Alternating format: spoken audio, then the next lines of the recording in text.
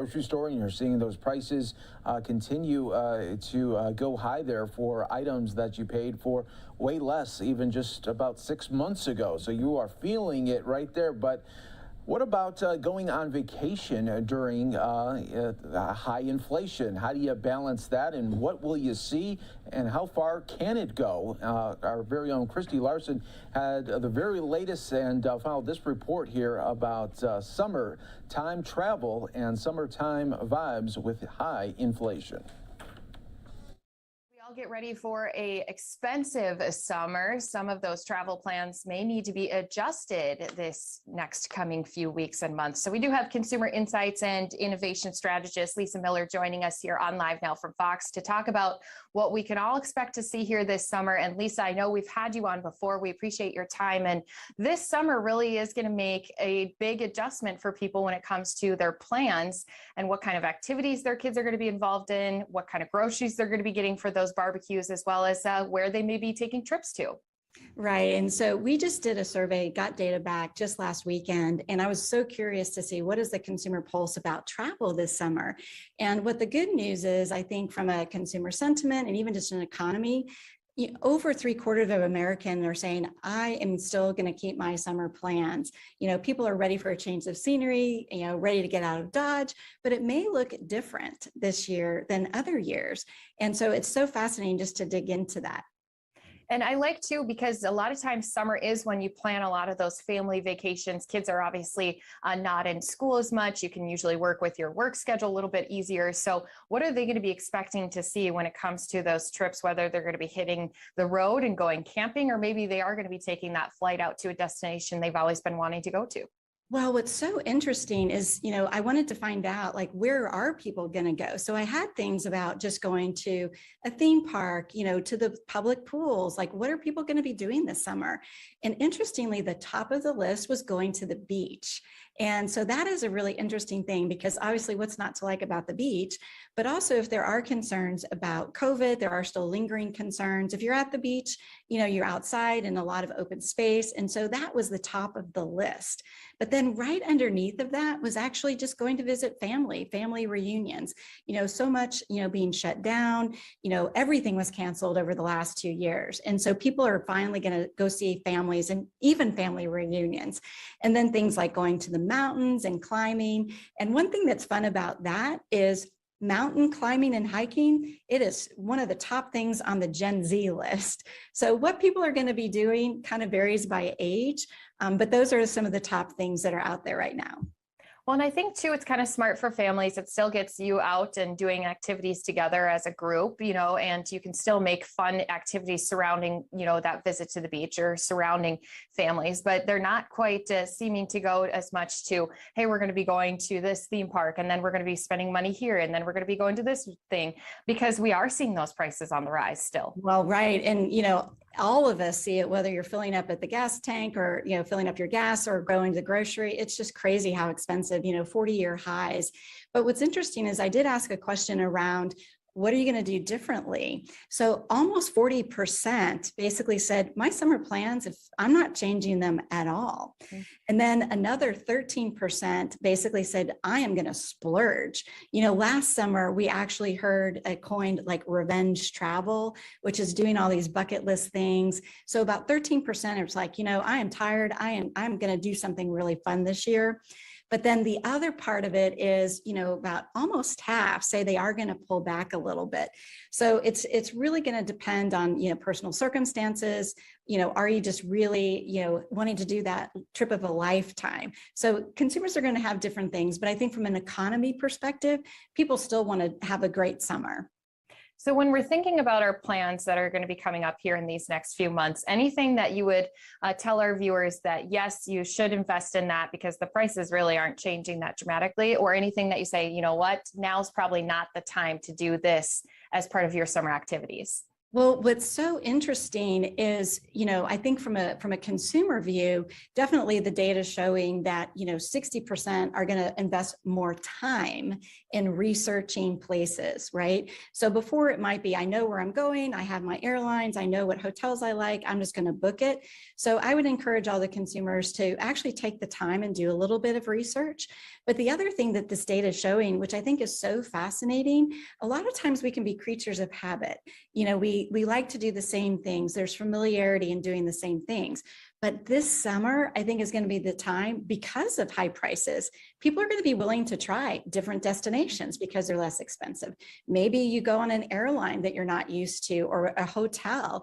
And so I think that that's a time for adventure, and it's kind of an unintended positive consequence, maybe, of inflation. But what a fun thing to discover new things. I have to say, I am a big planner. I love my lists. I love my research, and my husband loves taking vacations, or friends have always said that too, because I always come up with a list of, well, here's some options. And then you really can stick to your family budget without having to cancel the trip in its entirety. Right, right. And so I do think if you invest a little bit of time, you can find some really great deals out there. And yes, it might be a little bit more, but like you said, you can get to the budget. But the other thing that's interesting, which is really surprising, and I'll see if it sticks when I do the survey this month, but people actually said that they're going to be more likely to drive than fly. Because I said, what are the trade-offs? But with airline prices right now, flying is very expensive. So even though gas prices are high, it's kind of be an interesting trade-off between which is going to fit your budget a little bit more. But I know growing up, we definitely all just loaded up in the car and off we went. So there's something kind of fun about doing those family road trips that maybe people haven't gotten as used to lately. I think too, when you are loading that family up, when you're packing for, if it's going to the cabin for the weekend, your grocery list might even look a little bit different, or those, people looking forward to their 4th of July barbecue. So you might not be spending as much on your big blowout party as you would have maybe in years past, because if your budget hasn't changed, your salary hasn't changed, then you have higher prices at the grocery store. I'm sure that's making a big effect for people too. And yes, absolutely. And we saw, I guess it was last year, shrinkflation, right?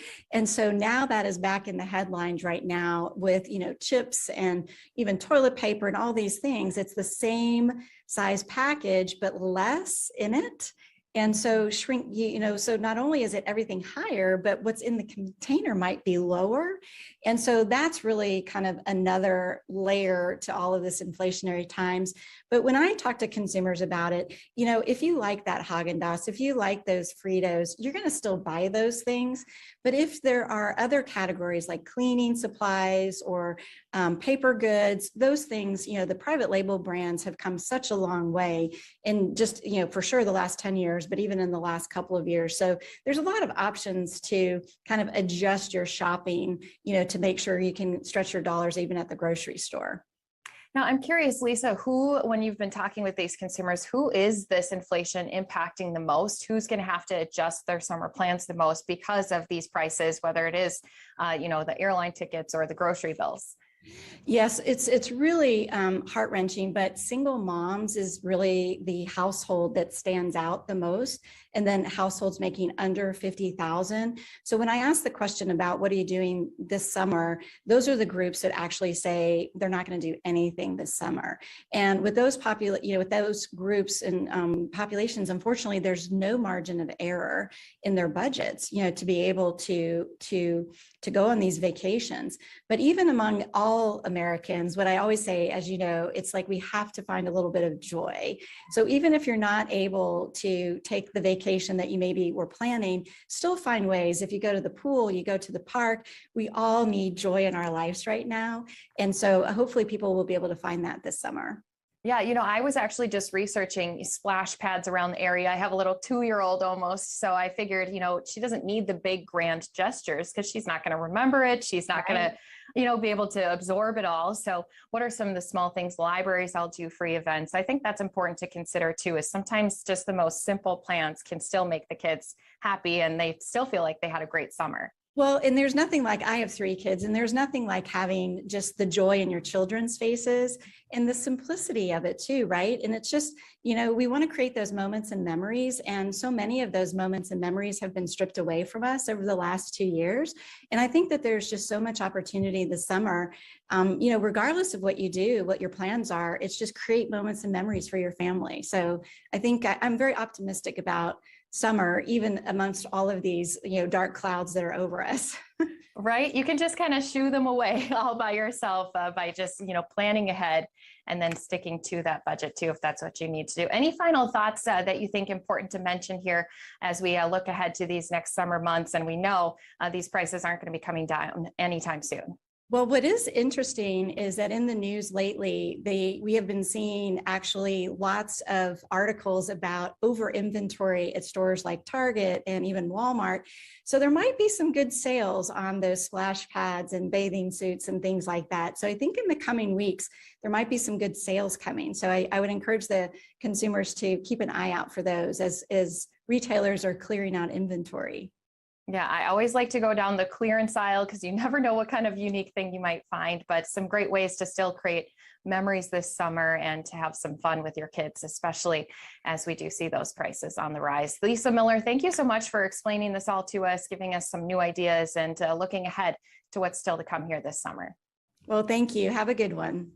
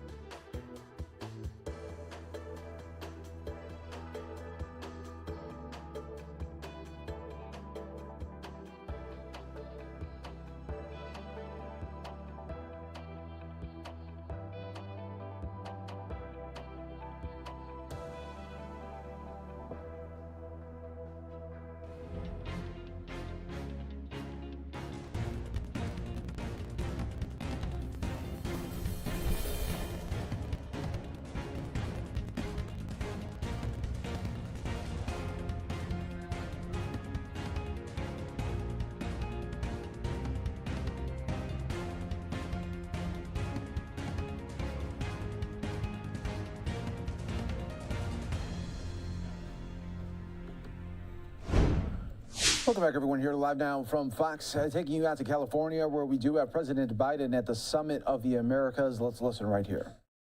A means by which we can maybe undo some of the damage done the previous 4 years when it wasn't very much taken seriously, the relationships. But, I know most of you represent middle and high income countries and puts you in a difficult position, which cuts you off from many of the international financial tools that are out there.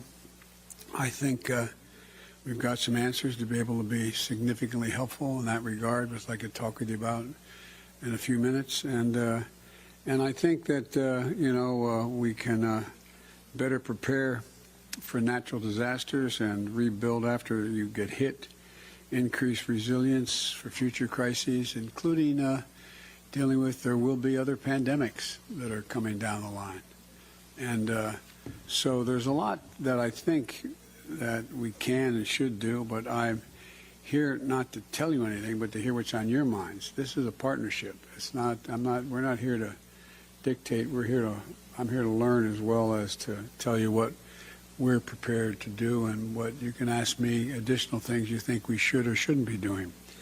And for example, I think we can work with you to strengthen the region's ability to adapt to climate change, improve collaboration at the government-to-government level, unlock greater private investment from around the world and from the United States and the hemisphere in the Caribbean.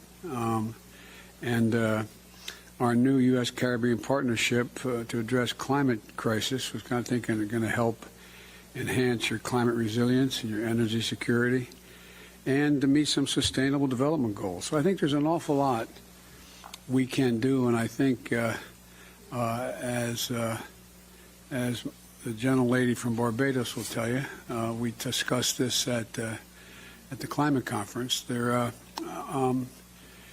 think we have to understand that the major countries of the world, not just us, have an obligation to help the rest of the world, not just the Caribbean, but the African continent and other places, to deal with the consequences of the damage done by climate by the wealthy countries. Because we've developed, we've cleared our land, we've planted, we've moved, we've done all this stuff, and now to come along and the infrastructure you need to deal with the consequences of climate are going to be incredibly expensive. And I think we have an obligation to step up and help meet those obligations, meet those infrastructure changes, and so much more. So that's what I'd like to talk with you about, and I'd like to find out what's on your mind. But thank you for being here, and I think with your permission, I'd like to listen to what's on your minds and maybe follow up on this as we can. Thank you guys. Thank you guys. Let's go. Come on, let's go. All right, Biden was in a roundtable setting there. That is all we are going to hear from that in the roundtable, just his remarks as he is meeting with different leaders at the summit of the Americas there. We are going to take another quick 2-minute break. When we come back here on Live Now from Fox, the very latest in a mass shooting that happened in Maryland. We'll have full details for you on the other side of the break.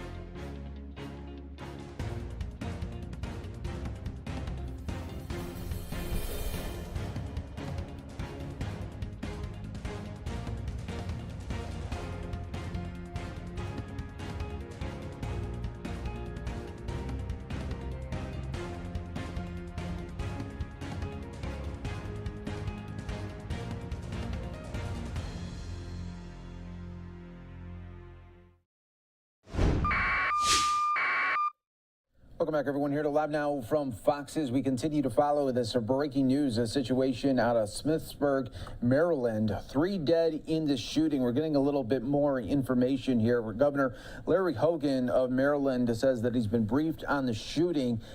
and that 3 people have been killed. And right now, the information coming in that state police responded, suspect fired and shot at a trooper in the shoulder. That trooper shot back and hit the suspect. And that is the details right now, waiting official confirmation on the status of that suspect. But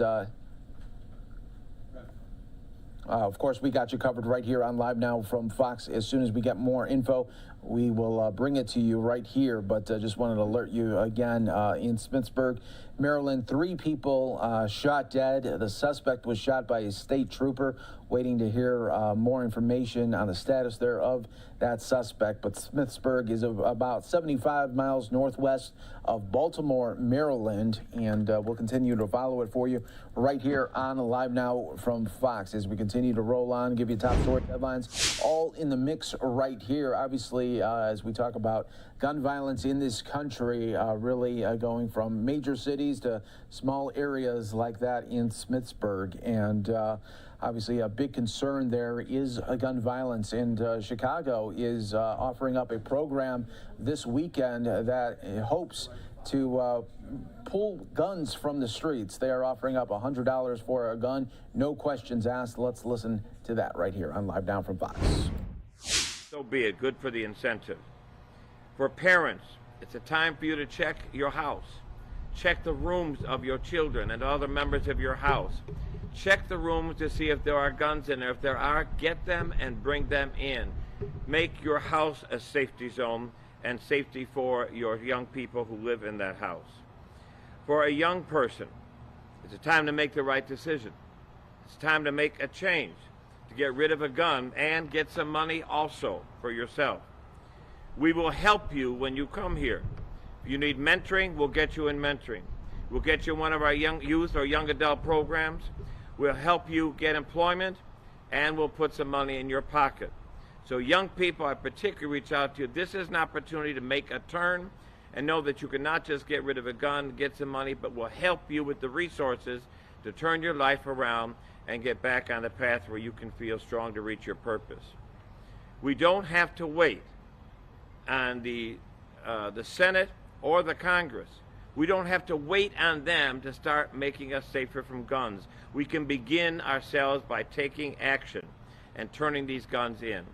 One last thing that I want to announce for here is going to be unique to St. Sabina is we will give at St. Sabina, this has nothing to do with the city or the police department, but we are going to give $100 cash beyond what the city will giving to every assault weapon that comes in here. Assault weapons are weapons of war. We should not be discussing whether you're 18 or whether you're 21. We should be discussing about banning them altogether in this country. There is no reason they should be for sale. So we want to get them off the street. So if somebody brings in an assault weapon, not only will they get the $100 from the city, but we will give $100 cash to every person that brings an assault weapon on this Saturday. Please get the word out. Tell people to come and bring their guns in on this Saturday between 10 and 2. Thank you. Hi, my name is Pam Bosley. Unfortunately, we stand here with our children whose lives was taken by gun violence. So this is my son, Terrell. At the age of 18, he was shot on the grounds of a church, a place that should have been safe. And say your son's name. My son, Tremaine Henderson, was killed in my Roseland home, January 21st, 2017.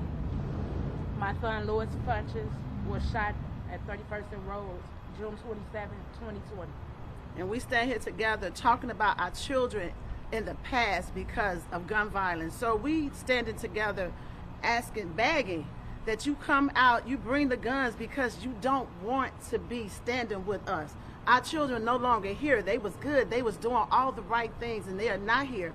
And then in the city of Chicago, I know we always talk about numbers and what have you, but every 2 hours and 55 minutes, there's somebody being shot. And every 14 hours and 8 minutes, there's somebody being murdered, just like our children. And then we have in the houses, there's so much suicide. Lately, we've been talking to a lot of parents. You know, there's a lot of mental illnesses going on right now with our children, with the COVID and everything else that kept our kids in. We have a lot of young people taking their own lives. We have a baby that was in 6th or 7th grade. She killed herself.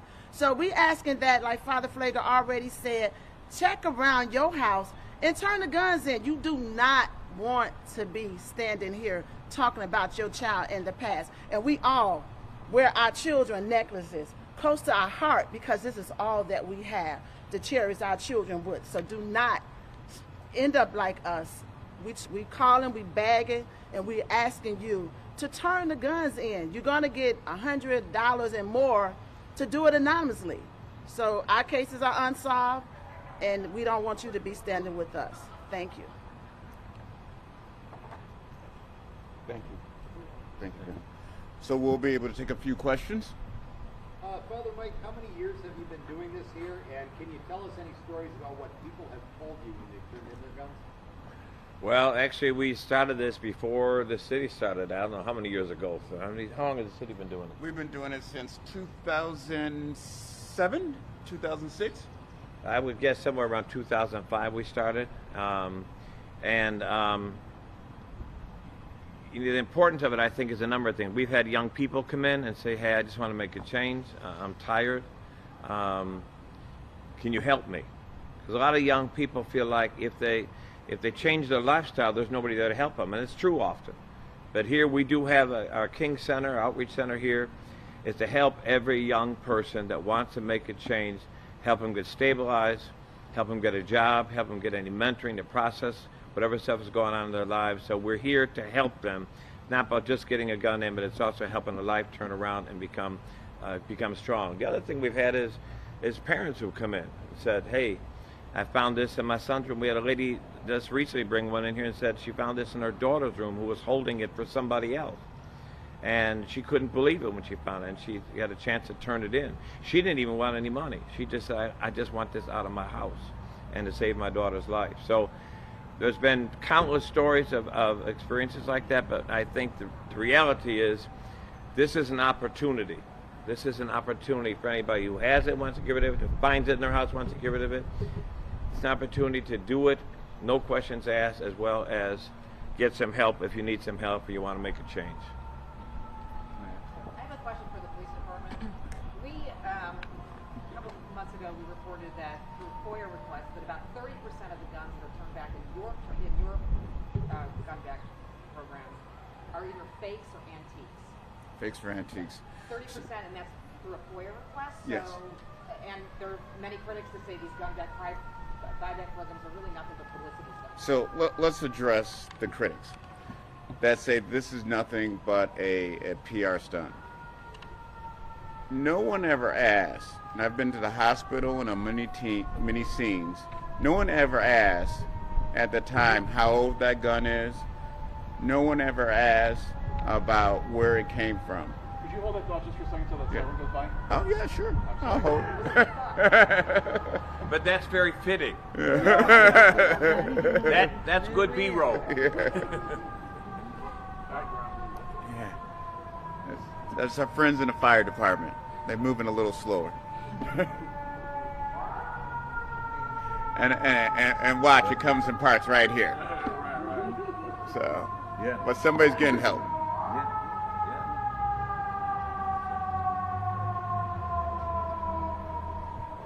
I apologize. No problem. So to our critics, at the time, no one asked that question, and when somebody's pointing, no, it came back. Okay. You're on 78th place, everybody. Let me remind you, you're at 78th place. You can come an evening, hear helicopters and gunshots, and so. All right, ready? Yeah. All right, to address those critics, let me put it this way. When a gun is pointed at you, you're not going to ask the age of that gun.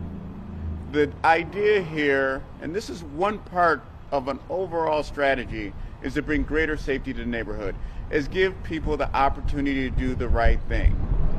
A gun is not like a gallon of milk. It does not expire. Whether it is you made yesterday, last year, or 20 years ago, it is capable of killing somebody today. And we are giving people the opportunity to turn those guns in. And what the critics can't say is whether one of those guns saves somebody. What we do know is this: once a gun is turned in, it can never ever be used to hurt or kill anybody. And if it's that one gun, and if we use your numbers, we collect some guns that may not be, they may be antiques. I would rather take an antique and save someone's life than not take any guns at all. How do you make sure that you're not getting fakes? So, just two things.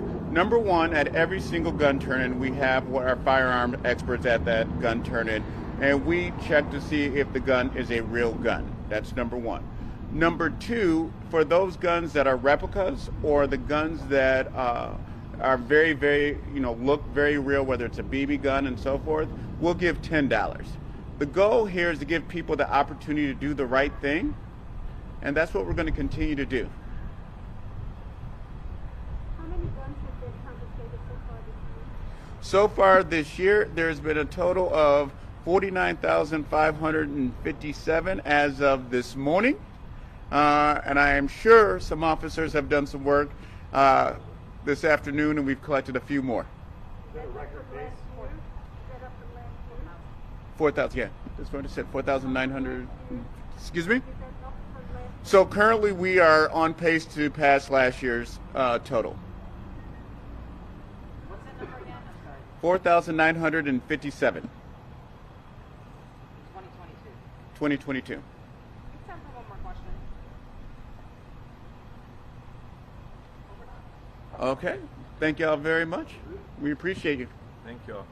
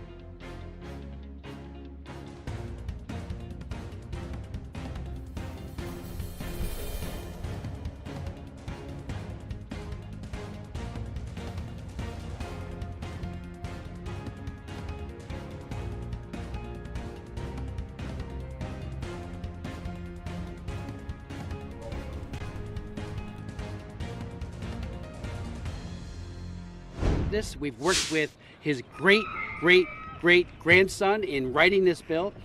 This will be the second Frederick Douglass law.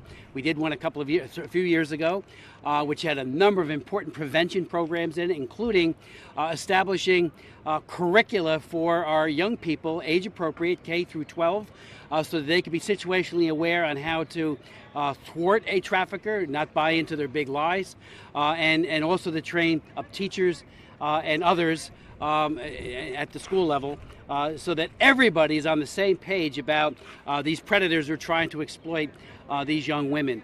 I've been involved with combating human trafficking. I've been in Congress 42 years, but I got involved in 1995 and introduced a major child labor bill, passed the House, died in the Senate, and then we introduced the Trafficking Victims Protection Act. It was bipartisan, and we were able to get that passed, and as Mary said, it is our landmark law for domestic and international efforts to combat human trafficking. The great news is Karen Bass, who's the The chairwoman of the Africa Global Health Global Human Rights Committee is the principal Democratic co-sponsor. We have worked hand in glove in writing this policy.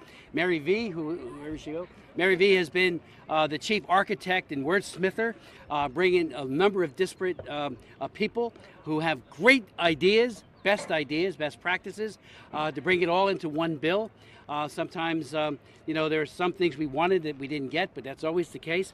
But today we're announcing a letter from 316 signatories representing 18 trafficking survivors in 298 organizations. We got the letter and the list of those organizations attached to your press packet. I do hope you take a look at it. A huge effort, and they've all been major players on combating human trafficking in their own right, but also in helping us to write this legislation. This is one of those grassroots types of bills, just like the original one, just like the other follow-ons that we've done, where we don't say we're going to write this in a vacuum. We reach out and we find out what the people who really know what is going on the front lines to give us those insights. And this is trauma and victim informed, which I think is extraordinarily important. We've listened to those who have suffered from modern day slavery and made sure that we got it right. And that we meet their needs. We have a housing component in this bill, which is so very important because, having a place to live, a decent place to live, mitigates the possibility of being re-trafficked. The same goes for employment opportunities. And we also found during the COVID-19, the pandemic, that a number of people lost those jobs that they had who were victims or who were survivors, and all of a sudden their vulnerability to being trafficked began to accelerate. So all of that is embedded in this bill. It's $1 billion over 5 years, but it's not the money per se. That's the important thing. It's the policy and the prioritization of combating human trafficking. So I want to thank those women who are here today for their leadership. This is one of those issues that it is bipartisan, it's bicameral, and we obviously need the executive branch to implement faithfully all policies related to trafficking. So, Mary, I turn it back to you. But again, I want to thank our wonderful, wonderful leaders here for coming out. Again, look at the letter. We're asking that it be released out of committees. We first introduced it last September, then made a number of changes, again, listening to all parties, then reintroduced it in February, Karen Bass and I, and Michael McCall. And so we think we're ready for prime time. It's camera ready. It's ready to go and be passed. And we're just waiting for a couple of the chairmen of full committees to waive or mark up. We're hoping they'll waive it. Carolyn Melody, I'm very happy to say, waived it out of her committee. She is the co-chair with me of the Trafficking Task Force, or Caucus, and has been a great friend working on these issues. And of course, Karen Bass, we work like this on all of these issues. So I want to thank her especially. She's preoccupied with the mayoral race, as you know, out in Los Angeles, so couldn't be here today. Thank you. Mary. You want to go vote? Yes. All right, thank you, Representative Smith. He now has to go vote. And so it is my pleasure now to introduce Mr. Smith's leading co-sponsor of the bill and friend, Ms. Karen Bass. She's a representative for California's 37th Congressional District and has contributed key elements of this bill. Now, she couldn't be with us here today, as Mr. Smith had just mentioned, but she has provided remarks for us to read. So we will be reading now as Representative Karen Bass. In the United States, the most vulnerable populations to human trafficking include children in the child welfare and juvenile justice systems, including foster care, runaway and homeless youth, migrant laborers, minorities, those with disabilities, and LGBTQ+ individuals.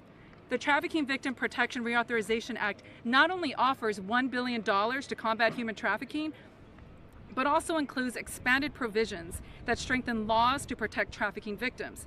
That includes temporary housing to provide survivors of trafficking with meaningful alternatives to seeking shelter from their abusers, sensitization of educators and law enforcement personnel who may otherwise unknowingly encounter trafficking victims, and additional resources to respond and prevent trafficking.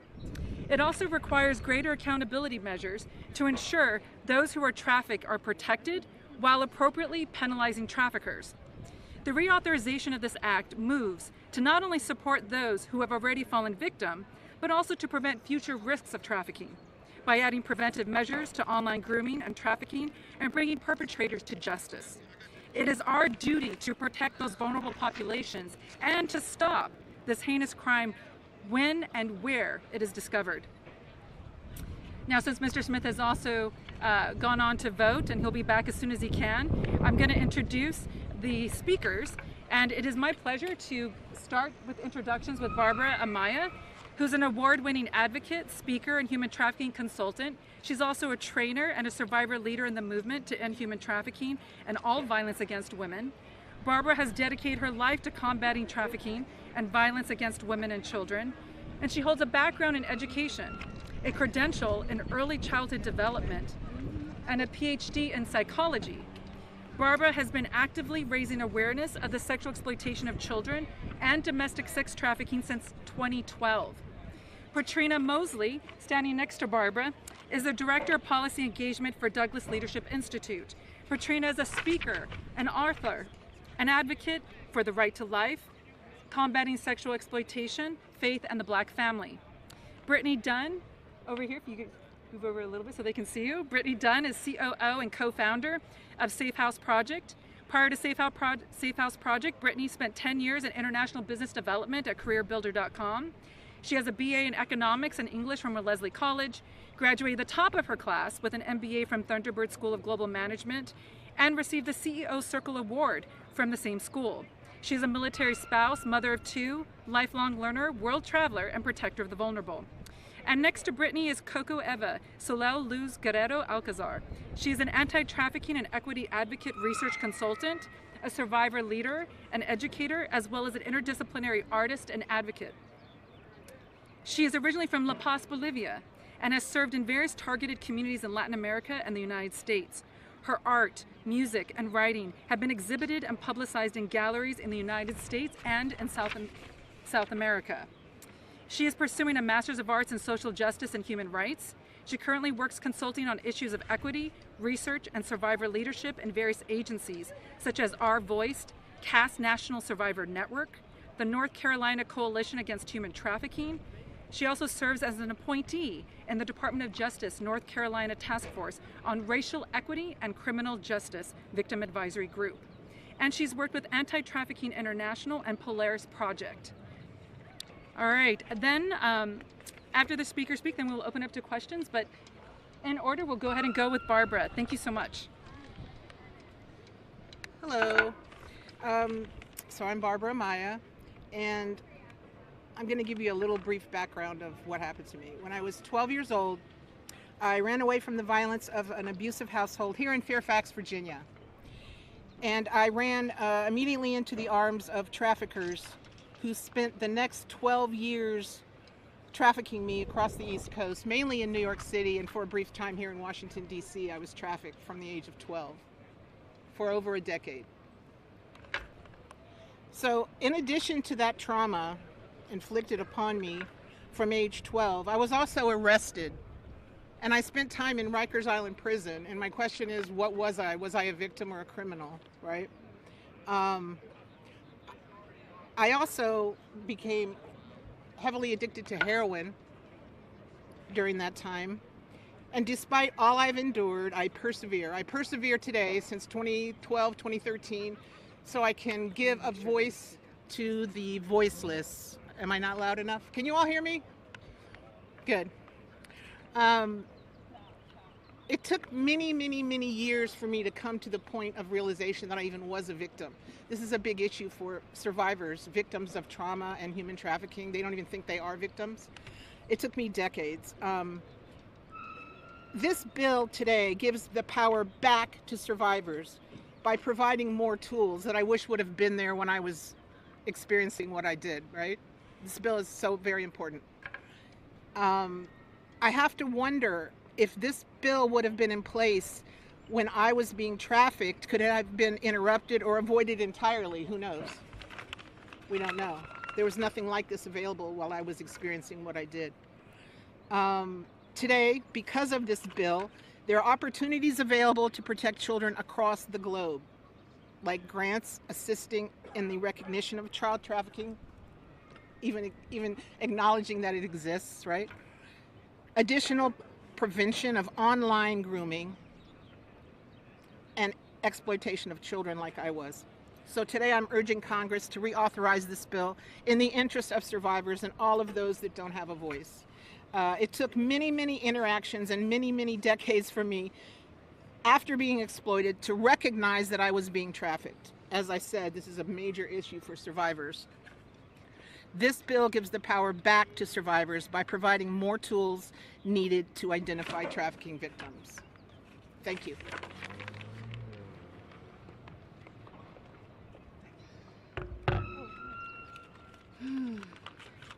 Thank you all for being here today.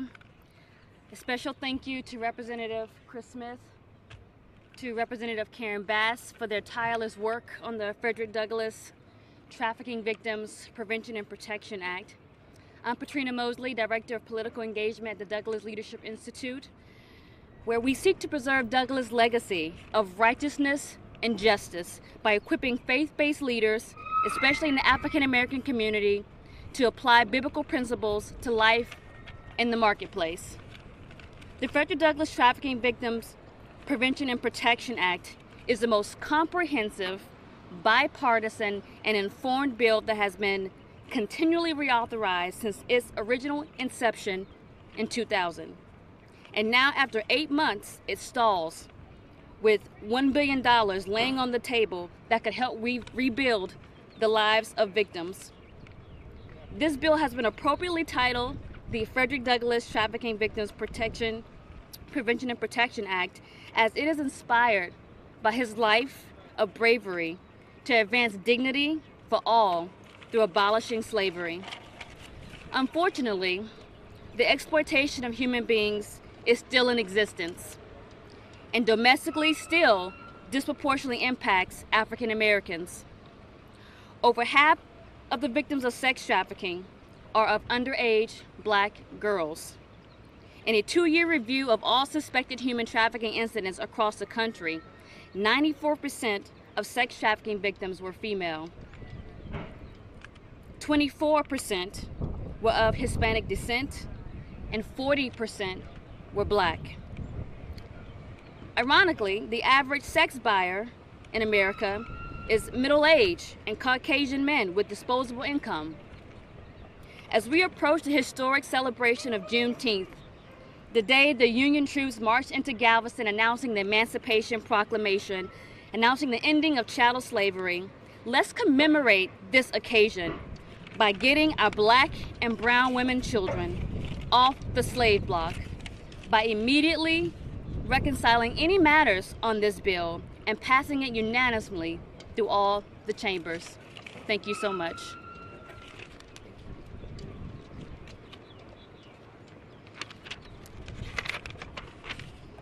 Good morning. My name is Brittany Dunn, and I have the privilege of being the COO and co-founder of Safe House Project.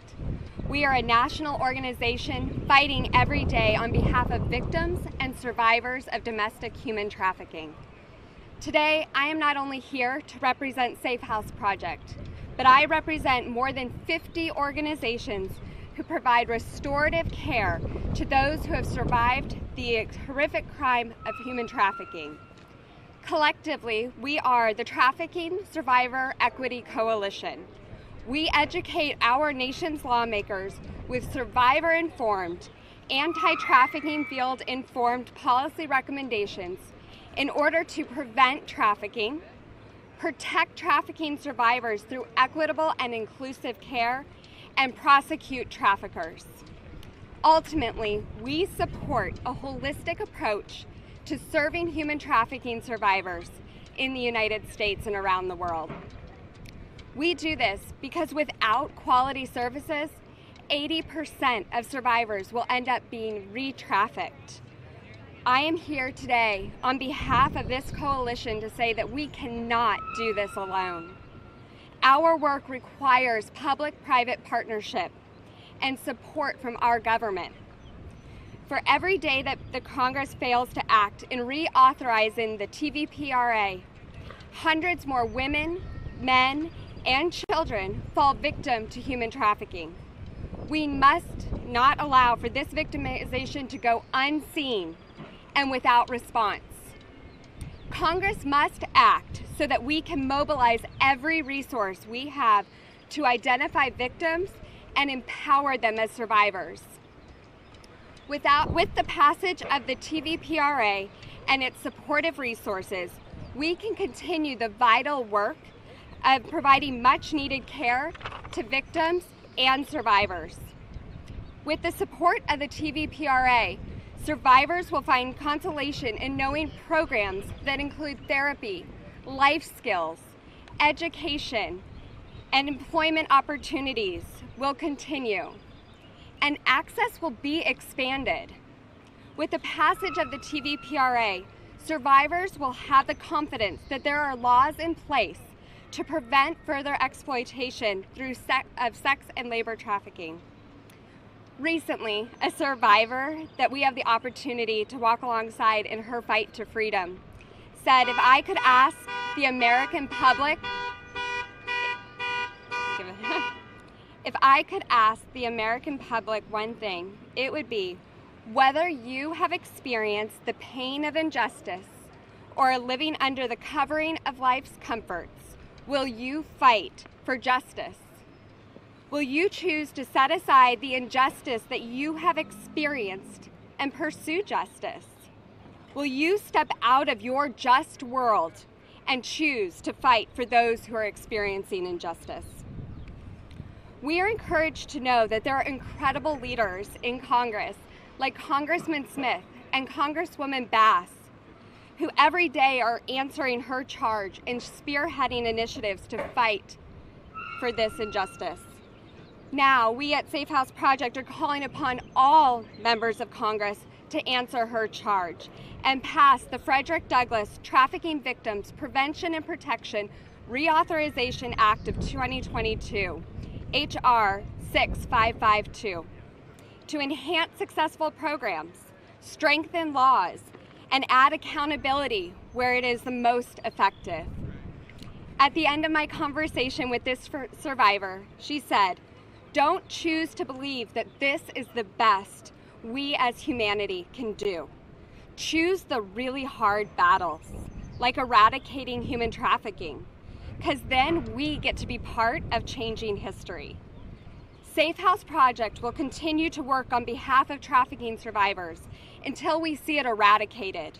But our hope is that we can do that hand in hand with the support of Congress.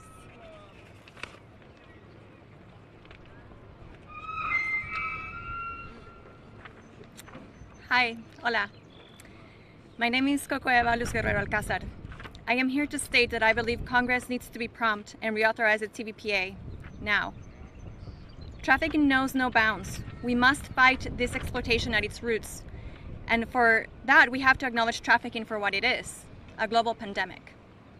The TVPA is crucial in recognizing this. As a Bolivian American immigrant, cisgender female-identifying woman and human trafficking survivor, I have experienced the challenges of living with this severe trauma and its ramifications, as well as the challenges of accessing services, particularly services that are trauma-informed, culturally relevant, and equity-centered. I have had a lot of privilege that allows me to stand here and give this testimony, to use my voice and urge you to act. But I know the reality is that many cannot. Not because they don't have a voice, but because their voices are silenced. Silenced by the trauma, silenced by the lack of accessible services and many other systemic factors. It is paramount that those of us with lived experience are recognized first and foremost as human beings. Our complex identities both encompass and go beyond our experiences as human trafficking survivors. Our humanity must be honored and acknowledged in our totality by the system, society, programs, policy, and legislation. We do this by ensuring that there is a consistent trauma and equity-informed place for our voices, leadership, and diverse experiences at every table. By fearlessly listening to our experience and implementing our feedback, by properly compensating our expertise, and by allowing our capacity to develop beyond tokenism. We need the TVPA to execute this work exactly. Because victims and survivors alike deserve proper care, support, and recovery despite immigration status and fear of deportation. Despite race, gender, class, sexual orientation, ability, occupation, linguistic differences, ability to provide identification, or having a criminal record. There is a lack of equitable and accessible care for survivors of human trafficking. Historically marginalized groups are further oppressed and endangered by this reality. Without equality, without equity, without justice, and the willingness to act, social services become further out of reach, obtaining an education becomes less likely, and the ability to maintain employment decreases. By reauthorizing the TVPA, you can ensure that survivors are offered the comprehensive, trauma-informed, and culturally relevant social services, case management, mental health care, life skills training, and assistance in obtaining employment and higher education that we deserve. A full recovery is continuous and relies not only upon support and empowerment of all survivors, but on Congress's willingness to act. Thank you.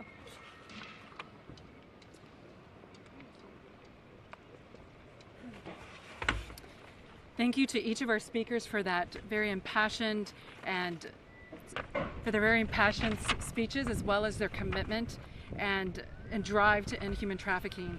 We are very fortunate to have them here with us today. And we will now open the floor to questions.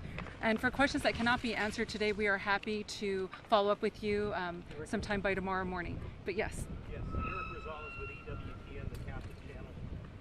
If you can, as we know, we have a crisis at the border, and a lot of these cartels are using women and having them pay their fee back to them by being in the sex traffic slave industry. Talk to me a little bit about, have you seen those, have you seen an increase, and if so,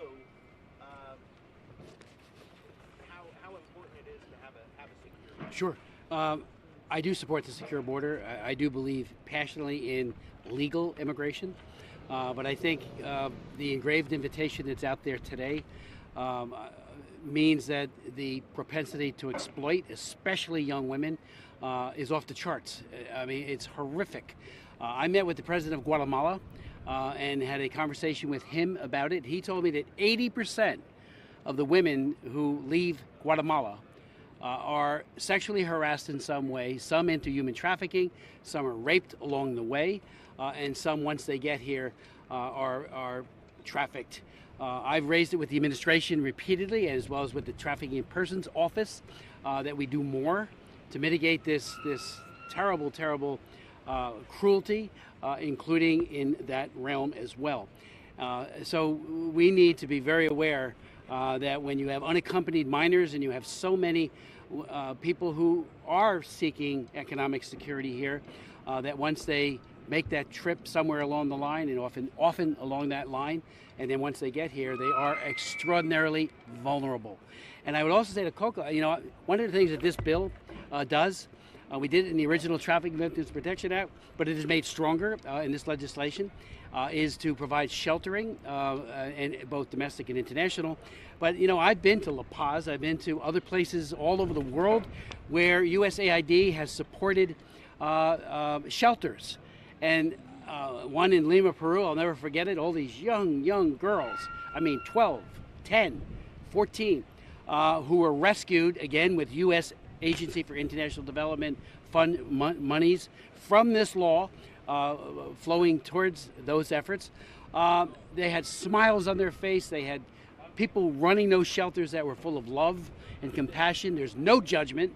And one of the things that we deal with, and obviously the victims and those who survive can tell it more than anyone, is the sense that somehow they're responsible. They're absolutely not responsible. You know, there's force, fraud, coercion, deception, the use of drugs.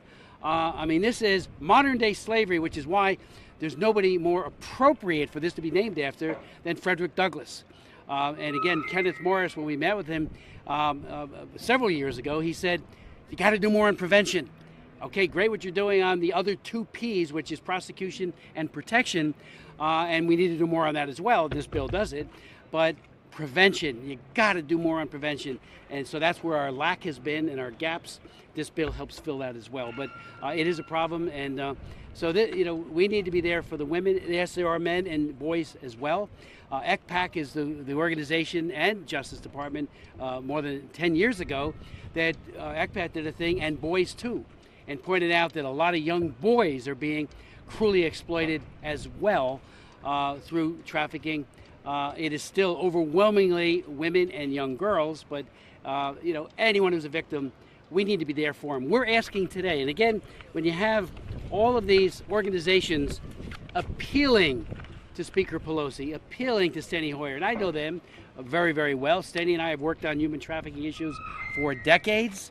I'm the special representative for the OSCE Parliamentary Assembly for Human Trafficking. He was chairman of the OSCE group. I've been chairman of it. We know that the 57 countries that make up the OSCE, including Russia, all have serious problems with human trafficking, and we're constantly sharing best practices. Well, this bill is spewed with all kinds of best practices and expansions of those best practices to say, we need to say not here, not now, not anywhere, and to do it. This bill goes a long way. That's why having so many NGOs sign this letter, so many individuals who are on the front lines. We're appealing 816 supporting organizations, so it's even more than. That is a lot of groups to say, get this done yesterday, please. So we are appealing to the Ways and Means Committee that has jurisdiction. We're appealing to the Education and Labor Committee that has jurisdiction, and to the Judiciary Committee. If you don't want to mark it up, just waive it. We have talked to your staff. We've made accommodations where you had concerns. I thank Gregory Meeks, the chairman of the Foreign Affairs Committee, for marking it up, doing a markup. It's all ready to go to the floor from those provisions. And I would just say historically, when I introduced the Trafficking Victims Protection Act, it took 3 years to get passed. It was vigorously opposed, most of it, by the Clinton administration. He ended up signing it, so I'm forever grateful. But it went to 11 subcommittees and 4 major committees. And every one of those committees did their due diligence. And, we've been working on this for well over a year. So we've done our due diligence, and it all came out of those committees. Many of them waived, and we're just asking again to waive it and let it come to the floor next week. Delay is denial.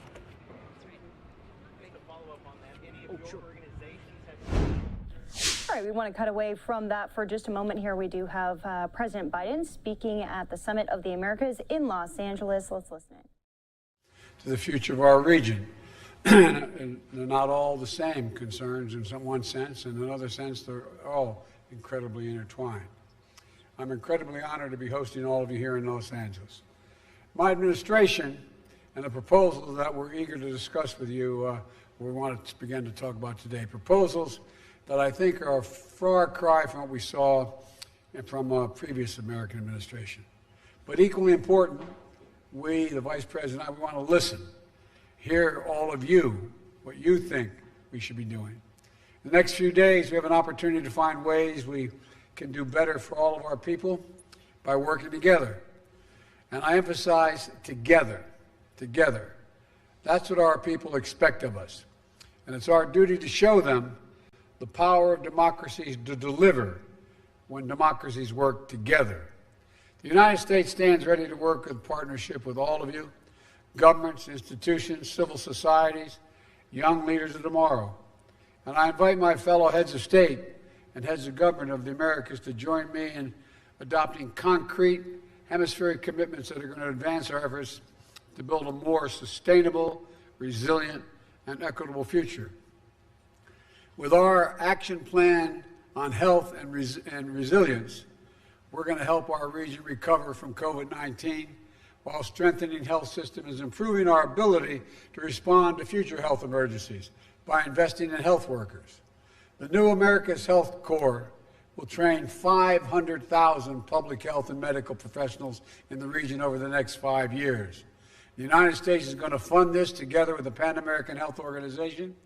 So when the next pandemic hits, which it will, we'll be ready and trained with healthcare workers to administer the vaccines and the needed care, which we don't have now. And it won't cost your countries anything, Through our efforts to strengthen clean energy economy in the Americas, we're committing to not just to energy transition, but to make communities that have been historically marginalized are able to share equally in the gains. With equitable access to both good-paying jobs, we'll create and the affordable clean energy that will be made available. I'm going to continue to work, just as I did when I was vice president with Barack Obama, to promote trade and investment in clean energy, including using the United States International Development Finance Corporation to help countries that need assistance to assess financing and to help the region reach ambitious renewable energy goals by 2030. By adopting the Inter-American Action Plan on Democratic Governance, we're going to commit our nations to making real the promise of the Inter-American Democratic Charter. And sometimes we forget what it says. It says inclusive democratic governance, transparency and accountability, protections for human rights of all people, respect for the rule of law. And on all these issues and more, the United States is making a critical commitment to demonstrate our enduring investment in our shared future and to address our shared concerns, because they are shared. Last night, I announced the America's Partnership Economic Prosperity Plan to drive equitable economic recovery and invest in working families throughout the hemisphere. Today, I rolled out a new partnership in collaboration with the Caribbean countries to address climate change.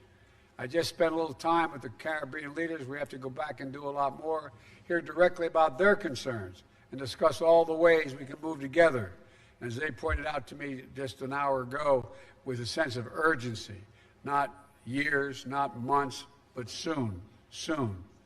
We're making good on our commitment to vaccinate the Americas against COVID-19, giving more than 65 million doses that we've already donated to the region. Over the next few days, we're also announcing more than $645 million in a new life-saving assistance to address food insecurity in the region and increase the ability to respond to disasters as well as historic refugee and migration flows. Each one of our countries have been impacted by unprecedented migration, and I believe it's our shared responsibility to meet this challenge, and I emphasize shared. Tomorrow, a number of us will join in announcing the Los Angeles Declaration on Migration and Protection.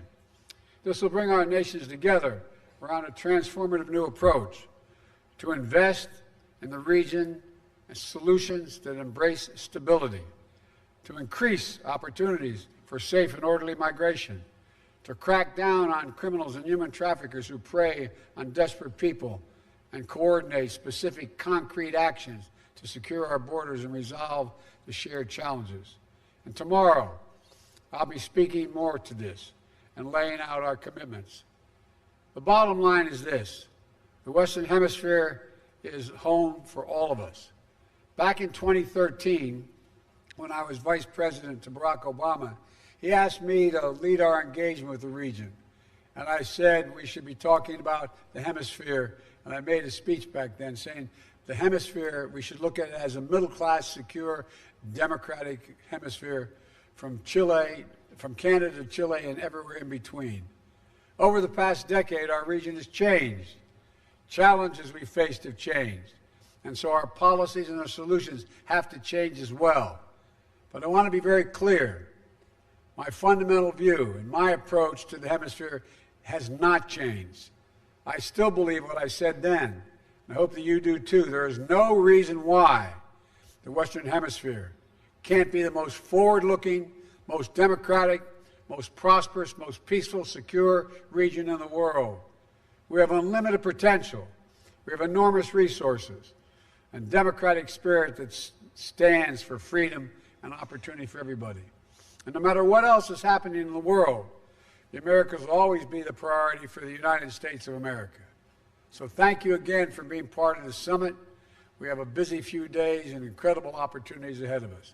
So let's get to work. And I'm now supposed to hush up and sit down, and we're going to have a conversation. Is that right? Yes, Mr. President.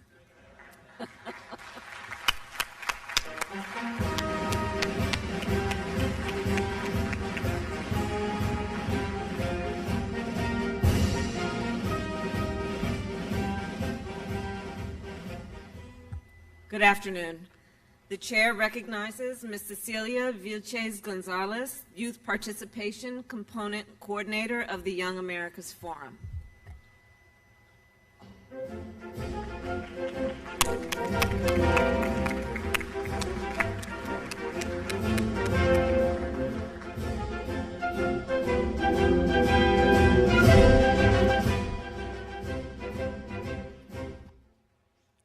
Muy buenas tardes a todos. Good afternoon, everyone. Excelencias, jefes de Excellencies, Estado y heads de of state Gobierno. and government. Mi nombre es My Cecilia name is Vilchis. Cecilia Vilchis. Soy I'm mexicana, Mexican. la más I'm pequeña the de 13 youngest hijos. of 13 Y el children. día de hoy tengo el And gran today is honor a de great honor representar for a la me to juventud represent de las youth Américas. in the Americas. I can't believe it, but this is not about me, this is about youth. El Foro de Jóvenes de las The Youth Américas, Forum of the Americas que es la plataforma que como is the juventud nos permite forum llegar a that estos allows us as young people to reach these spaces, is an ongoing process of engagement with youth of OAS member states, monitoring actions and defining priorities that are relevant to young people. It is a great honor for me to represent young people here and to bring the voices of over 27,000 young people from each of the OAS member states. Considering the last Summit of the Americas and the commitments made by young people and understanding the impact of the COVID-19 pandemic, this led to a reshuffling of priorities in society.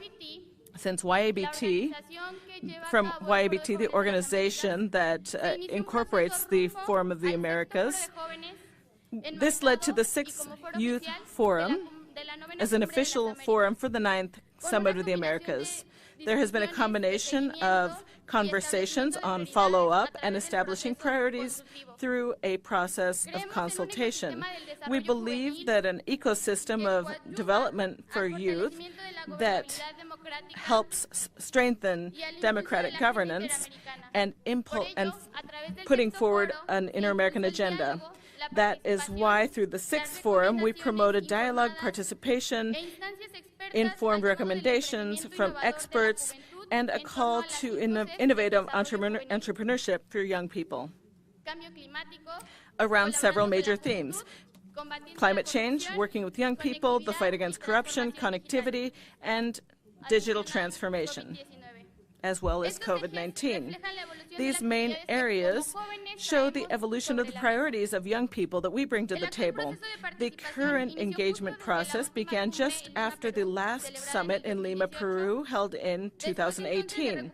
Since then, contributions, proposals, opinions, and recommendations, actions have been put together from over 27,000 young people all over the continent, throughout the entire continent, as a response to the commitments made at the 9th, for the 9th Summit. The Youth Forum of the Americas has found an opportunity to provide tools to young people who, just as I do, aspire to continue growing professionally. We want to change our lives, not only for ourselves, but for other people who need us in order to find their way. The result of this was the creation of the 5 thematic areas that I've mentioned. Throughout this process from the Youth Forum of the Americas, we have brought a statement of commitment and a plan of action created by young people based on our opinions and our recommendations.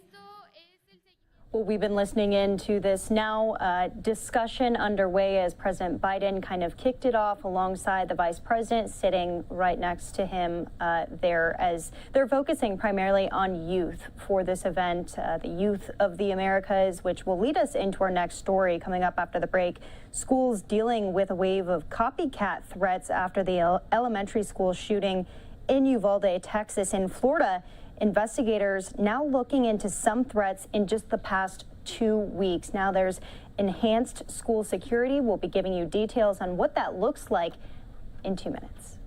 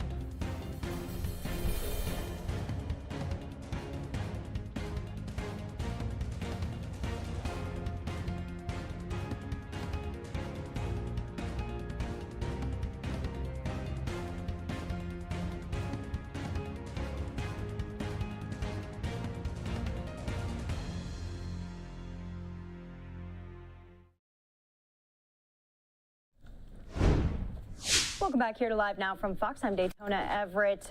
Schools dealing with a wave of copycat threats after the elementary school shooting in Uvalde, Texas. In Florida, investigators have been looking into some threats in just the last 2 weeks. Fox's Caroline Elliott now joining us live in Fort Myers with a look at how law enforcement is trying to keep kids safe. Caroline.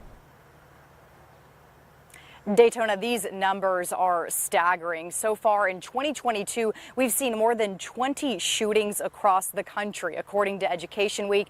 And Daytona, recently in Florida, investigators have arrested several teens for school shooting threats. Just 2 weeks after the Uvalde school shooting, a 10-year-old student is behind bars after police say the student made threats at a Florida elementary school. Every single day, our school resource officers are dealing with verbal threats. We see written threats to commit mass shootings. The student sent pictures of AR-15s and wrote of an upcoming event. Get ready for Water Day. The student's attorney says the 10-year-old wasn't trying to threaten anybody, but Sheriff Marcino told us the sheriff's office has a zero-tolerance policy. Some people may argue, oh, well, it's just a child. I agree with them. Are their brains fully developed? I agree they're not. At 10 years old, you don't know things like at 35. But I will tell you this. At 10 years old, when you press the trigger on a firearm, the aftermath is the same. Law enforcement has been especially alert to threats. This year, from Uvalde, Texas to Des Moines, Iowa, we've seen 27 students and teachers killed in shootings, another 56 were hurt, and hundreds more, no doubt traumatized. School's out now, but investigators aren't ready to relax. This summer, the Lee County Sheriff's Office will dedicate 300 hours of training to active shooter threats. We will not wait 1 second. They will be met with deadly force, and we will kill that threat without hesitation. Now, Lee County will also use virtual reality training over the summer, where for the first time, deputies will use VR goggles to confront active shooter situations in Lee County public schools. Daytona. All right, Fox's Caroline Elliott live for us in Fort Myers tonight. Thank you so much. We appreciate it. Thank you very much. Such an important conversation. School security, as parents are just devastated and terrified, quite frankly, to be sending their kids to school. Luckily, we are in the summer months, although there's even been threats at some locations that are having summer school right now. We'll get into that in a little bit here, but I want to alert everyone of some breaking news that we are now getting out of Smithsburg. Again, that Maryland mass shooting, 3 people reported dead, 1 hurt after shooting inside a manufacturing facility. We're now getting an update from law enforcement down on the ground. Let's start it off from the beginning. On the property it happened, I don't have that to report right now. Can you say anything about a possible motive or if there was any kind of warning ahead of time that this person was going to do something or anything like that, any calls? In reference to the suspect, any possible motives, like I said, this is an ongoing investigation. This incident just happened at 2:30 this afternoon. Our investigators are working diligently to get those questions answered, but I do not have them for release currently. Do you have the suspect's name, and is he from this area? I do not have information to release to you about the suspect currently. Do you have any age, sex, or anything of that nature? I do not have age, name, sex to release on the suspect. I can say the suspect was a male. What are the conditions of the trooper and the suspect? Any questions in reference to the incident between the trooper and suspect out at Mapleville Road have to be directed to the Maryland State Police Public Information Officer. They're going to be handling the follow-up information in reference to that portion of this incident. We're hearing that Hagerstown Hospital is on lockdown. Is that because the suspect is there right now? Any questions in reference to the hospital status will have to be directed to Meredith Medical Center. Can you say what was going on inside the business at that time at 2:30 in the afternoon? Would it have been busy with employees and business activity? In reference to what business was being conducted at that time, who was there, those are pieces of the puzzle that our investigators are currently putting together right now. Any idea of at least who fired first? Any questions in reference to the incident involving the trooper will have to be directed to Maryland State Police. I have one question. You know, obviously there have been a lot of mass shootings that have been happening all across the country, and then we have one that happens, you know, in a small town like this one. You know, as somebody in law enforcement, what do you make of this? My job right now is to report to you in the community the facts of what we're handling right now. Opinions and things like that I'm not going to go into, because that is not my job. My job right now is to let the community know, let you guys know what happened and where we're at currently with the investigation, and to continue to brief you as we go through, because like I said, this is an ongoing investigation. Our detectives are working diligently to put the pieces of the puzzle together, so we're able to fill the community in on what happened. Any message to at least the community? I understand there was a shooting outside the strip mall yesterday. The idea of, you have two back-to-back incidents like this. At least a message you'd like to relate to them? I can tell you the incidents are not related. Okay, and any active threat to our community in reference to this incident, there is none. Can you say what kind of gun or guns he was armed with? No, that's not information that I have to release at this time. Like I said, this is an ongoing investigation. This is very early in the investigation, so I've given the information that we have to release. We will put out more information at a later time as well. Can you provide information on the victims? You said 3 are dead. Do you know if they're male, female, approximate ages that you can provide us with? I don't have that currently. That's something we can try to work on for follow-up. Okay. Is Maryland State Police here? Maryland State Police is not at this site, but they're at their barrack. Okay. Like I said, we will follow up and release more information as we go through. I appreciate everyone's patience as we go through and we put the information together and get it out to you. So thank you. Thank you. Okay, so not a ton of new information coming out of that press conference right there. We do know 3 people are dead after a shooting at this manufacturing facility in Smithsburg, Maryland. As I said, a very small town. The Washington County Sheriff's Office confirming that deputies responded to the shooting at Columbia Machine, that's what it's called, this facility, around 2:30 local time. Sheriff's Office says that deputies at the scene found 4 victims who had been shot. So 3 of those victims were pronounced dead, and the 4th victim is critically injured, but police have not given an update on the victim's condition at this time. Investigators say the suspect fled the scene prior to deputies arriving there. Maryland state troopers who were also responding to the shooting encountered the suspect's vehicle in the area of Maplesville Road, which you're taking a look at right there, and then began to chase the suspect. The sheriff's office said the suspect and a trooper exchanged gunfire, and both were injured during the shootings. The trooper and the suspect have both been taken to an area hospital for treatment. They didn't have a lot of new information on the trooper's condition or the suspect's condition. Maryland Governor Larry Hogan has been briefed on the shooting. He said that he was not sure of the condition of the shooter or the trooper as well. The ATF and FBI offices in Baltimore posting on Twitter that they are also assisting the Washington County Sheriff's Office with the shooting. Once we get more updates here on Live Now from Fox, we will bring them to you. The Sheriff's Office has said that there is no threat to the community, and multiple lawmakers have also posted on Twitter saying they're monitoring the situation. So we will monitor that situation here on Live Now as we take you out to the top stories of the day. Want to alert you of a feed that's honestly kind of moving around right now as we're getting new details on the Patrick Lyoya situation, which we haven't heard that name in quite a while here.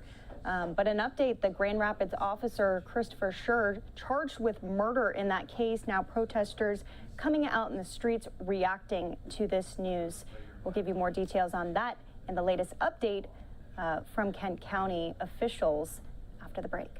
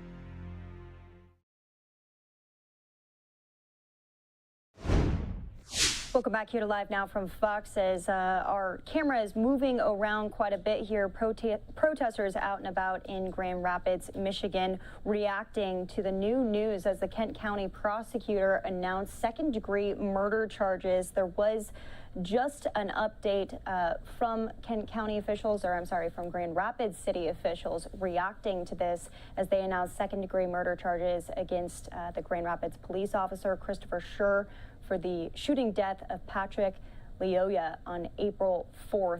Let's play out that latest press conference for you. They just stepped away from the podium.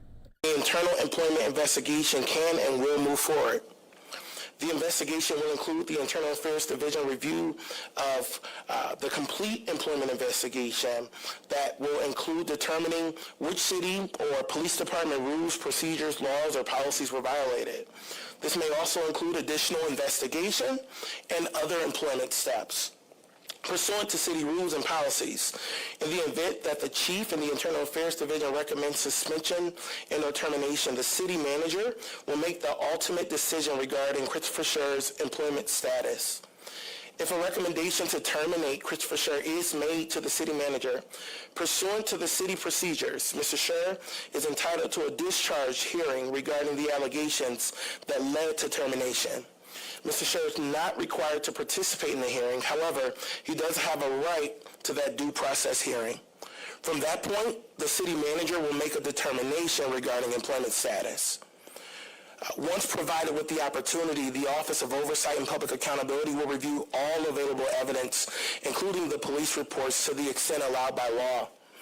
Our office will and expects to continue to receive periodic updates from the Grand Rapids Police Department during their internal affairs investigation. We will evaluate the internal affairs report and findings, and we will release an audit of those findings publicly, redacted to the extent required by law, as quickly as possible. As we've previously indicated, after the investigation is concluded, we will do a post-incident review of the city's actions and consider concerns such as how much time it took to release video of this incident, when should an officer's name be released in connection with an investigation. We'll consider the amount of time it took to render aid. We'll also review what policy changes, if any, can be implemented to help prevent this type of result. We'll look at when officers should use disengagement as a form of de-escalation. We'll also evaluate our current body-worn cameras and their mounting capabilities. We'll consider a sanctity of life policy, a duty to do no harm policy, and we'll also review our paid administrative leave policy. In addition to the internal investigation, the ultimate employment decision and post-investigation audit, the city has also committed and provided resources through the budget process to support increasing engagement on public safety matters and co-creating training with community to help improve public safety outcomes. This is a tough time for the city, for our community, and for the world. The pursuit of justice is not always easy, but it is always necessary. We must seek justice. We must do justice. We must continue to put action behind our words. We must do everything in our power to ensure that all people feel safe and are safe at all times in our community. I will do everything in my power to ensure that the laws and processes are followed fully and transparently to help increase accountability. Thank you. At this time, I'll turn it over to Chief Winstrom.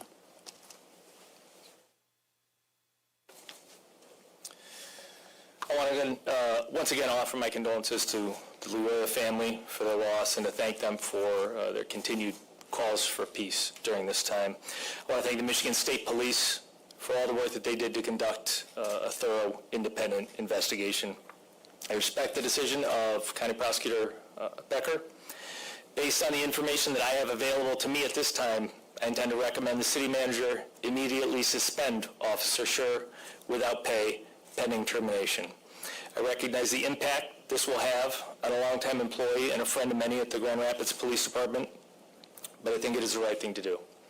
Over the past 2 months, under the most challenging conditions, the men and women of the Grand Rapids Police Department have been giving 100% and are doing an incredible job for the city. I am unaware of another agency involved in such a high-profile incident which demonstrated such a level of professionalism during such a difficult time. And I'm thankful to be the Chief of Police of the Grand Rapids Police Department.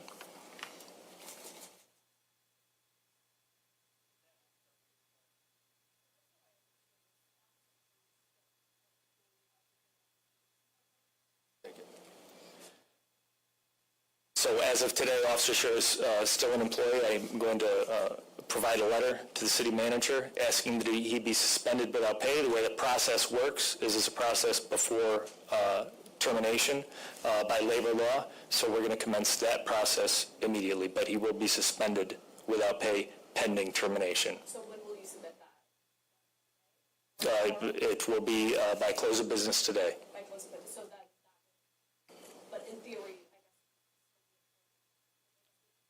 I don't know what his status is physically. I know he was lodged in the jail. He's obviously not at work today. So this is, everything's unfolding in real time for us as well. I guess I mean, like, when you submit that, another day or two until he is actually suspended without pay. So what the chief is saying, there are employment rights that every employee has, particularly civil servants, that are covered by contract. So the chief is going to recommend to me his termination, but he's going to immediately suspend pay. We're going to notice the employee or his representative of the chief's recommendation of my decision to concur with the chief's recommendation pending the outcome of a hearing. We have a hearing that we'll schedule as soon as possible, give the employee a time and his representatives to prepare for it, and after that hearing we'll make a decision. So I anticipate that to occur mid to early next week.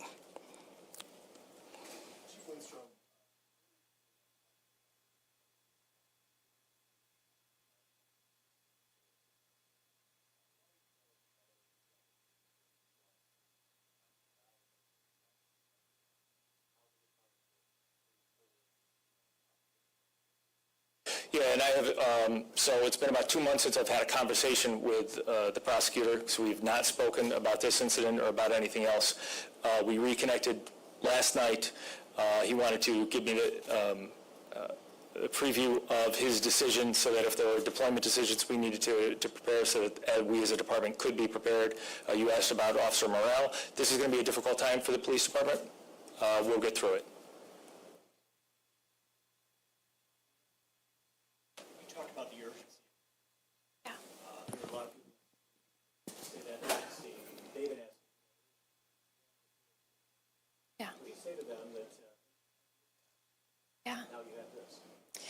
Yeah, I mean, that's a great question, and I would argue that we have made significant changes in partnership with community, actually a lot of them based on feedback from the community, and there's still work to be done. We body-worn cameras, we implemented those after lengthy conversations with community and community input, the creation of the Office of Public Oversight and Accountability. A lot of the work that we have done, I believe, has been important work moving us in the right direction. And is that work ever done? Likely not. Change is hard, especially when you're trying to change really significant systems. But the reality is that there's only so much we can do locally. Right? The police reform, I would argue a number of other reforms that have to happen in systems, we aren't completely responsible for them at the local level. We need reforms at the state level, we need reform at the federal level, and we need to have a lot of changes in different systems to help us get to where we want to be.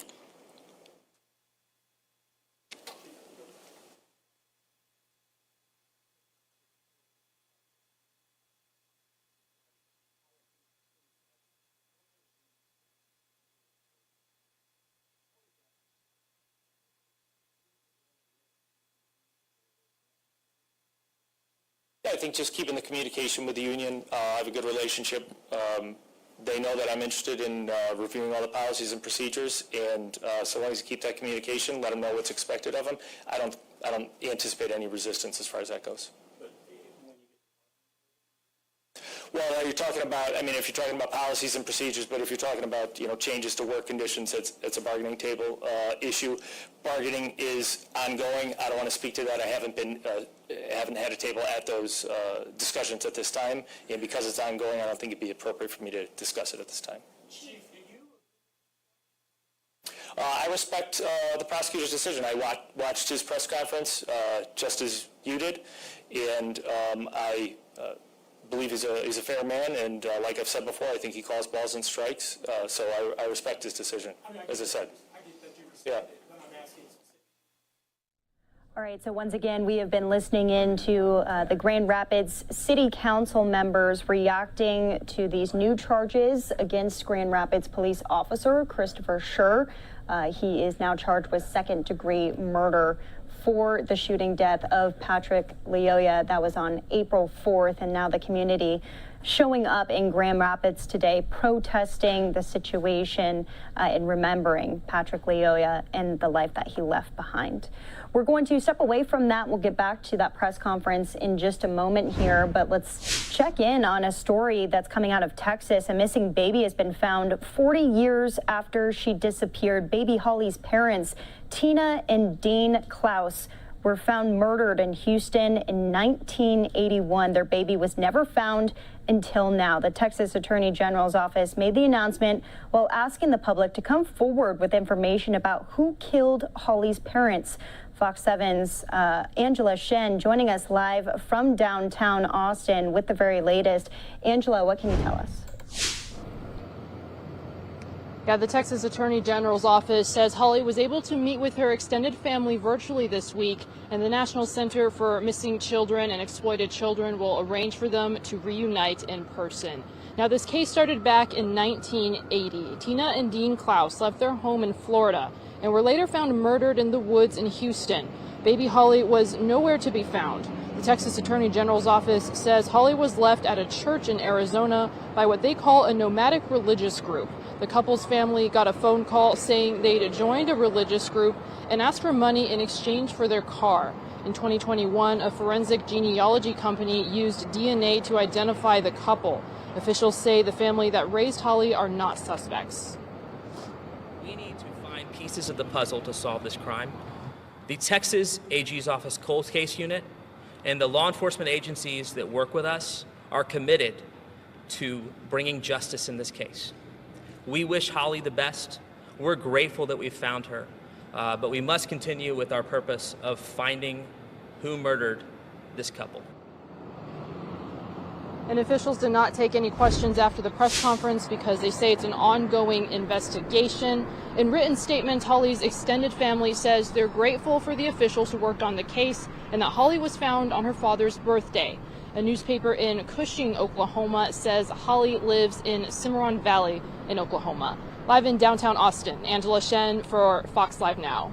All right, thank you so much, Angela. We appreciate it, and we'll be watching this investigation as it continues. Still questions left on the table, but one question answered.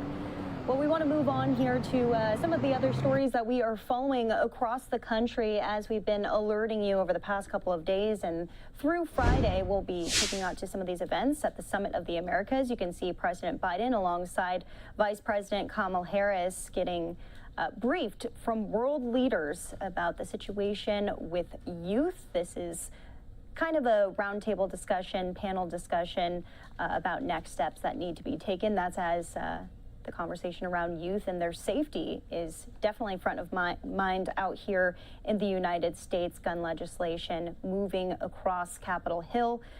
Just yesterday, a lot of gun reform being passed through the House, now landing on the Senate's lap. So we'll be briefing you on that a little bit later here on Live Now from Fox. We're going to take a quick commercial break. When we come back, we'll be going back to that update out of Grand Rapids as city officials are reacting to these new second-degree murder charges against a Grand Rapids police officer. That officer now suspended.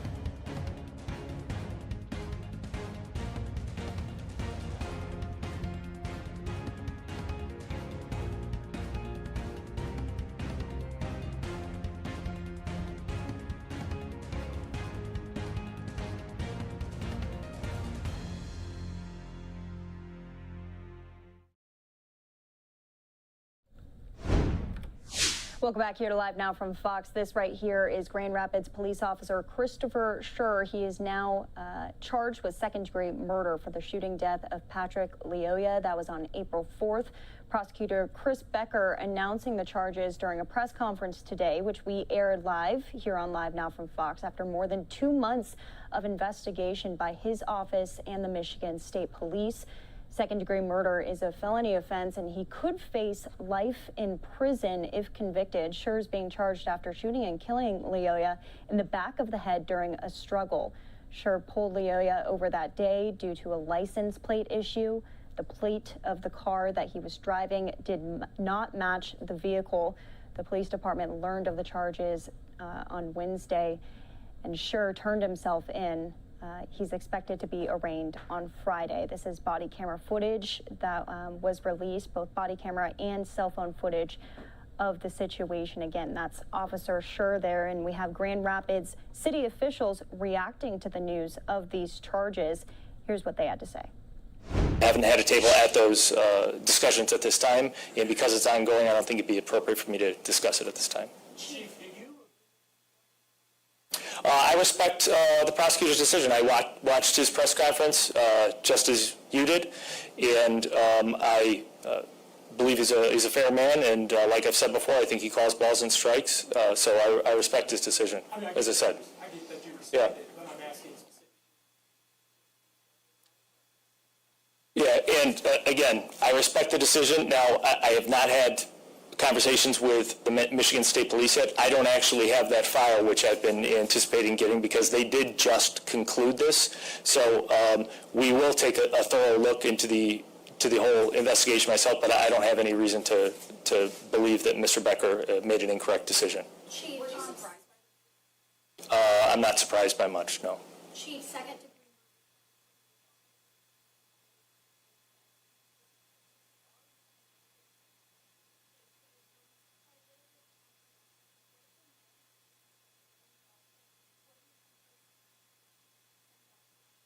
Well, my message to the family is what it's always been. I got nothing but love and respect for them. I can't imagine losing a child. I have kids. I am a father, so I understand it. Yeah, so my message is the same, and I hope that they do find some closure as the process moves forward.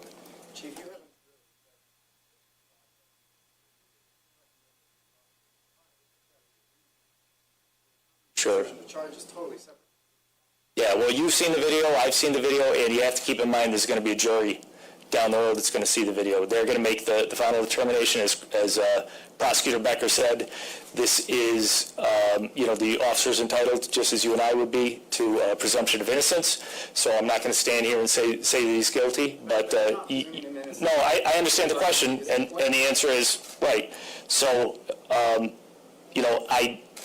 based on the information that I have now, including the video, I'm comfortable making a determination that I will proceed through this process to termination. Okay, I'm sorry, what I'm trying to get at you were recommending. Sure. Well, it's the information that I have now, which, as I've said before, I've had a lot of questions over the past 2 months. You've seen the video. Why haven't you fired him yet? And the answer has always been, I don't know what I don't know. I have not seen that investigation.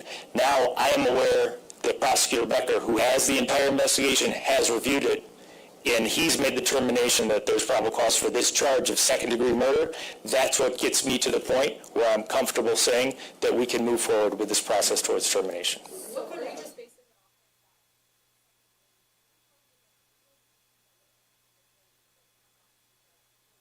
it on? Right. So we have not done nothing. We interviewed the officer a few days after the incident, so we have the basic internal affairs investigation.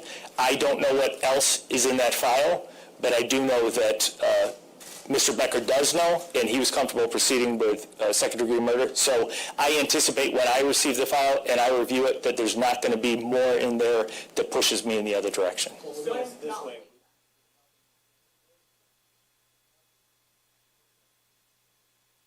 Yeah, I am comfortable with that moving forward, and knowing that it's unlikely that there's something in the Michigan State Police file that would guide it the other way, that I am. Can you explain Sure. There's we have the videos that have already been made publicly available, and then the interviews with the officer. I guess more so. It's that, so that interview is actually specifically Garrity protected, so I can't discuss that.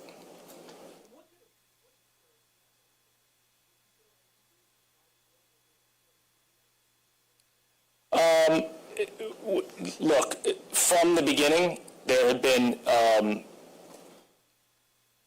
individuals which I've had many discussions with that said, if Officer Scher had done this from the point he got out of the car, if he'd done this at this point, this at this point, this at this point, and then there's other individuals that had the same discussions about Mr. Luria. I don't think any of that is helpful. I think this judgment will be made on the use of force incident. The rest of it we can talk about as far as looking at policies and practices, et cetera. But, if anything had gone differently at any point in time during the day, we could be talking about something else different altogether. But what I'm really asking is,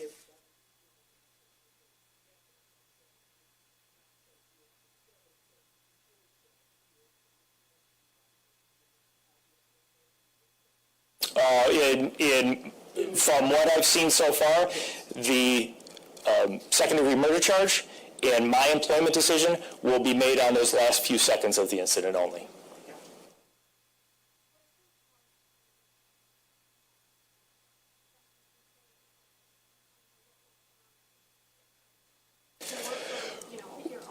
As Mr. Davis said, so we'll do a thorough review, and again, I don't have the file yet. We will do a thorough review. I know Mr. Davis is going to do the same to see what sort of policy changes can be informed by this incident. But I have to say again that since I started on March 7th, in my first 90 days, my plan the entire time was to do a complete and thorough policy and training review of the department, and that was ongoing during this incident. So whether or not this incident would happen, I'm always going to seek to make sure that the Grand Rapids Police Department has the best practices.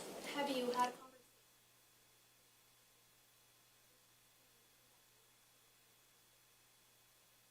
Yeah, it's a small department. I mean, it's not small. It's about 300, but if you picture any company or group with 300 people, there are a lot of people that have a close relationship with the officer. So as many of the officers as I could before I came over here today, I did have face-to-face conversations with them to let them know what I would be saying today at the press conference. What were those conversations?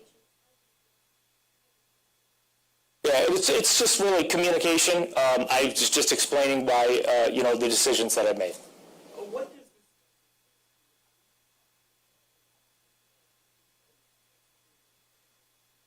Well, I don't think it's a message to the police department. I think it's just, it's a fact of the world. Police officers aren't above the law. So, but I don't see it as a specific message to the Grand Rapids Police Department. Yes, sir. So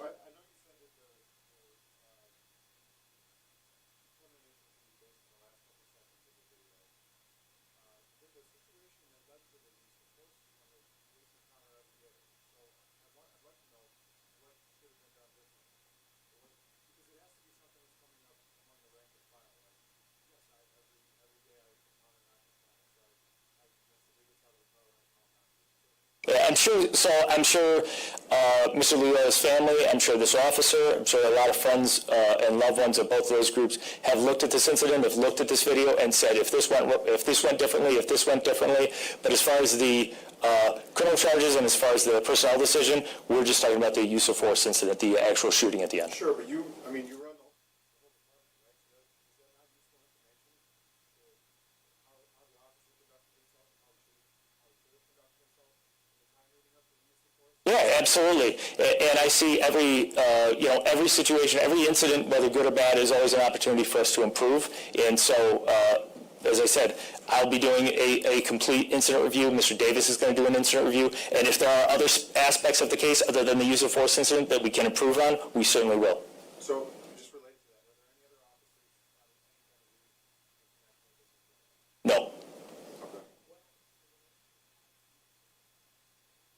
Well, I don't think it'll be. I mean, I haven't spoken to him in 2 months, so we haven't had any relationship the past 2 months. But he's a professional. I'm a professional, so I don't see it being an issue. You mentioned it.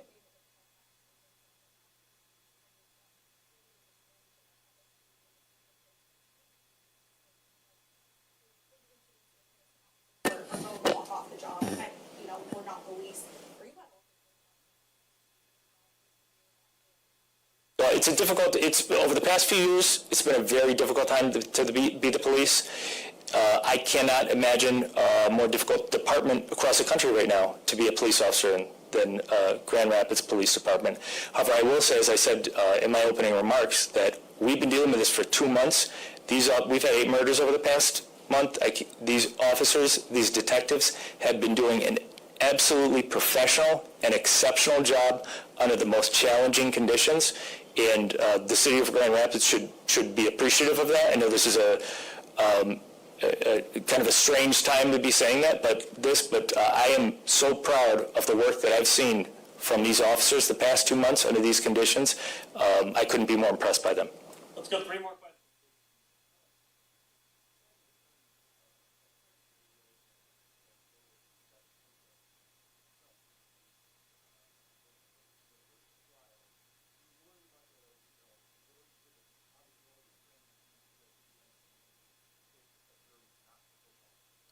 Well, number one, I think that's a long way down the road. Number two, I don't want to make comments about that because, like I said, he has the right to be presumed innocent until proven guilty, and I don't think it'd be appropriate for me to discuss, what could be happening in the trial down the road. Do you expect to testify? I would be surprised if I did, but nothing really.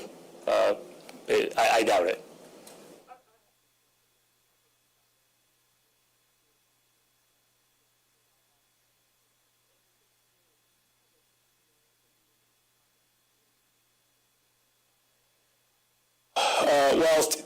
Yeah, and unfortunately it is something that I have a lot of experience with Chicago, and I said the experience that I brought here was, for example, the release of the video. In my experience, balancing the needs or the wants of the prosecutor and the investigating unit to keep the information private, to balance that with the desire of the community for that transparency is something that I think in 2022 we have to really realize that there is, when that many people are calling and demanding to see the video, it is important to get that information out. So that's what I learned in Chicago, was communicate early and communicate thoroughly. I have no idea. Okay, last question.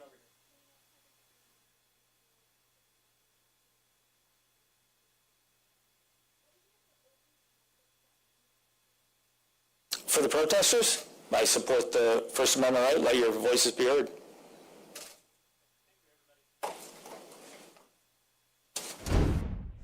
So the chief of police out in Grand Rapids, along with other city officials, reacting to these second-degree murder charges and the release of that cell phone video. You heard him say right there, it's better to be proactive early and transparent to the public. That's why they were able to release this body camera footage and cell phone footage to the public directly after this happened here. An investigation underway and a trial soon for Officer Christopher Schur as he faces second-degree murder charges. And they asked about protesters out on the streets and what the chief of police thought about that. He said you can exercise your freedom of speech, and protesters have been out on the streets of Grand Rapids today with signs of Patrick Lyoya, his name and his face blasted everywhere. Well, we're going to step away from that story as we brought you, of course, the announcement earlier today and now the reaction from city officials. We also want to update you on another story that we are tracking, this time out of Smithsburg, Maryland, as we just got an update again. 3 people dead, 1 hurt at a manufacturing facility. We'll be listening in again to the latest from local authorities after the break.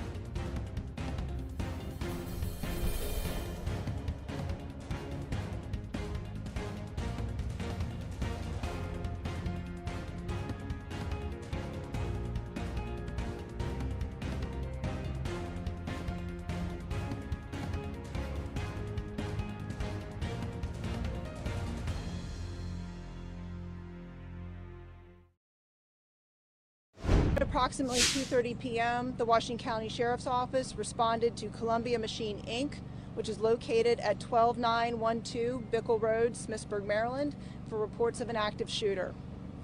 Units immediately responded and located 4 victims, 3 of which were deceased at the scene, and 1 who was critically injured and transported. The suspect fled the scene prior to law enforcement's arrival.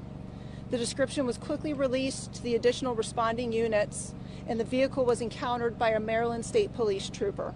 And that encounter happened in the area of Mapleville Road and Mount Etna Road. Gunshots were exchanged between the suspect and the trooper. Both were injured and transported for medical treatment. Multiple federal agencies, including the FBI and ATF, have responded to assist in this investigation. There's no confirmed active threat to the community in reference to this incident, and more information will be released as the investigation continues. The suspect, did he work at this facility? Like, what's the relationship between the suspect and this facility? As you can imagine, this is an ongoing investigation. I know everybody has a lot of specific questions that we currently don't have the information to release at this time. Did the shooting happen inside the factory and were victims employees of the factory? In reference to employment and whatnot, I don't have that to confirm. That's something that we're going to go back and be able to get that question answered for everybody. And the exact location of where on the property it happened, I don't have that to report right now. Can you say anything about a possible motive or if there was any kind of warning ahead of time that this person was going to do something or anything like that, any calls? In reference to the suspect, any possible motives, like I said, this is an ongoing investigation. This incident just happened at 2:30 this afternoon. Our investigators are working diligently to get those questions answered, but I do not have them for release currently. Do you have the suspect's name, and is he from this area? I do not have information to release to you about the suspect currently. Do you have any age, sex, or anything of that nature? I do not have age, name, sex to release on the suspect. I can say the suspect was a male. What are the conditions of the trooper and the suspect? Any questions in reference to the incident between the trooper and suspect out at Mapleville Road have to be directed to the Maryland State Police Public Information Officer. They are going to be handling the follow-up information in reference to that portion of this incident.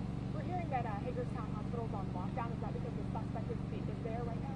Any questions in reference to the hospital status will have to be directed to Meritus Medical Center. Can you say what was going on inside the business at that time at 2:30 in the afternoon? Would it have been busy with employees and business activity?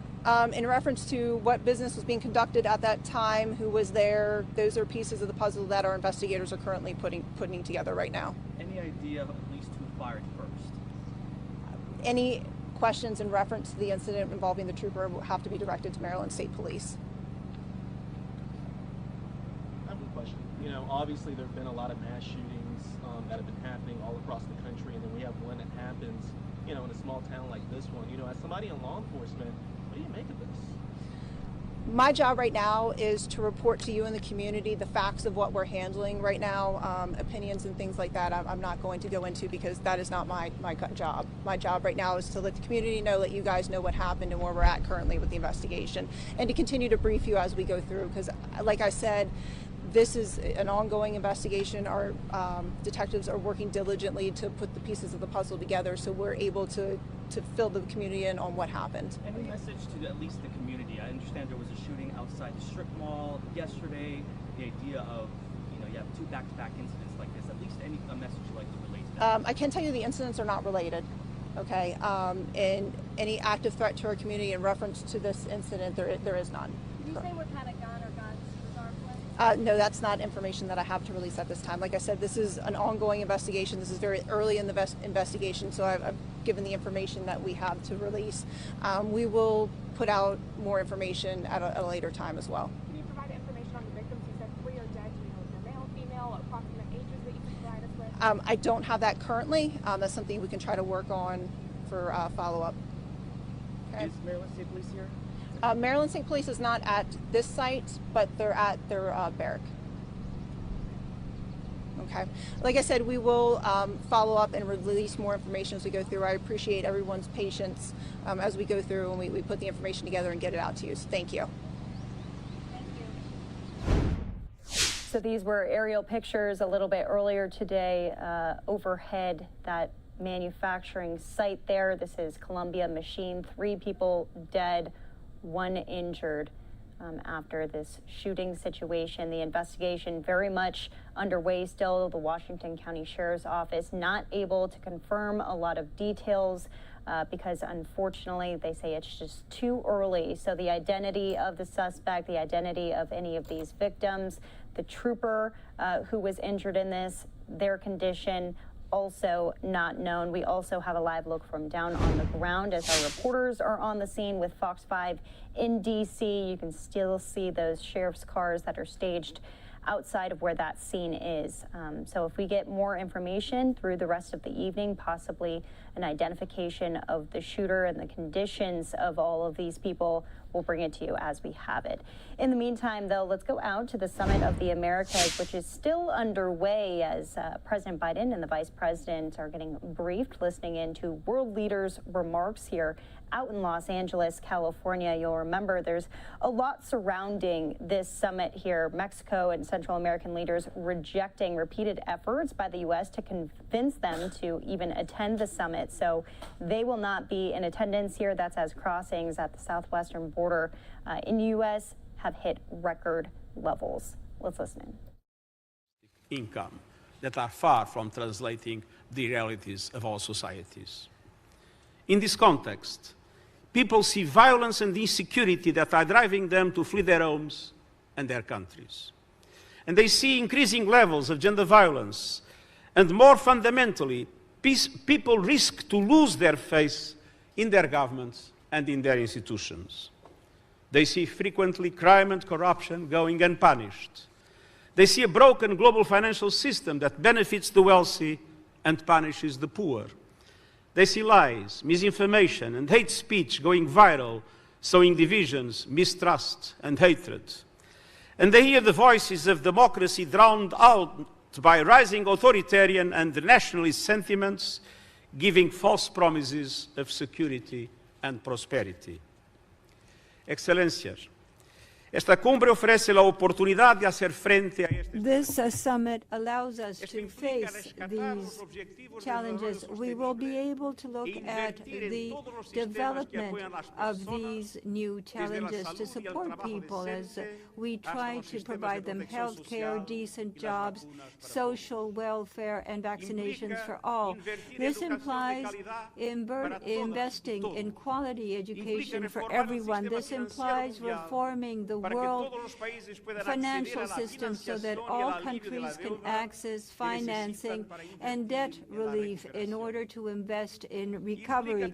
This implies ending with our dependency on fossil fuels to make sure that we save biodiversity and financial support toward transition and the adaptation of developing countries.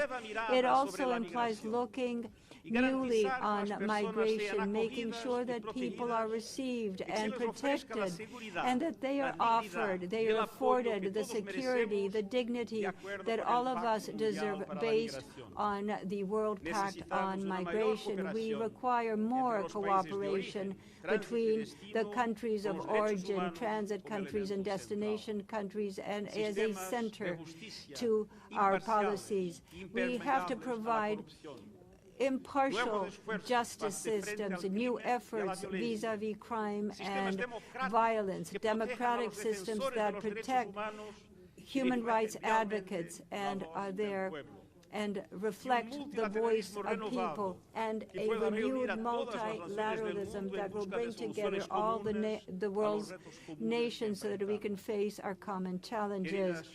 Dear friends, on every step that you take on this journey, you will have the firm support of the United Nations. We will work together in order to support people who are part of the hemispheric family. We have to be there to provide the potential and aspirations of the Americas. Thank you.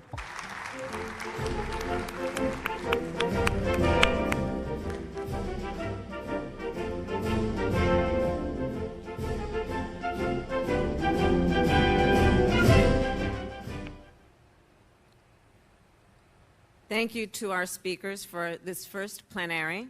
Now I would like to ask President Biden to share a few words to close us out for this session.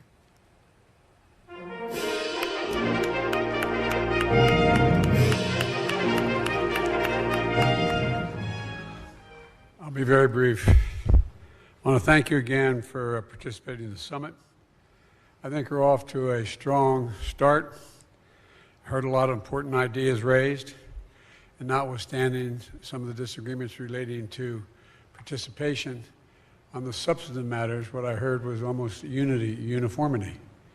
Rational migration policy, doing something about the need to provide access to recovery and funding, a situation where we concluded that we must work on the environment and climate change, and so many other things. And there's no reason why the Western Hemisphere can't be the most forward-looking, most democratic, most open and peaceful, secure region in the world. We can lead the world, and with the potential that exists in our people and in our values. And so the way we achieve that vision, I think, is by working together. And that's what we're doing these last couple of days. It's going to take a challenge that impacts on all of us and to unlock the opportunities and the benefits that are available. But notwithstanding the disagreements, think back what we heard today. We heard almost total agreement on the substantive things that we should be doing. So let's get down to real specifics in the next couple of days as to what those substantive things are, how they're implemented, who implements them, how we agree on them, what differences we have on them. So we get down to, as that expression in English goes, to brass tacks. There's probably a better Spanish or other phrase for it than mine, but get down to really what's at stake so we can solve some serious problems. Thank you all, and enjoy the rest of the day.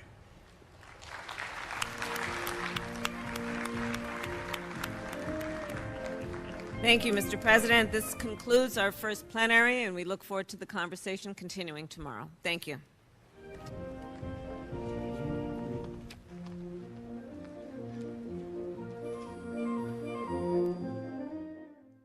All right, so that's going to do it for now. Those remarks from President Biden and the Vice President as they sat and listened to world leaders about a series of issues, including immigration, the crisis with our youth, inflation, and so much more. We'll be taking you through all of the Summit of the Americas coverage out in Los Angeles, California, through tomorrow as it continues.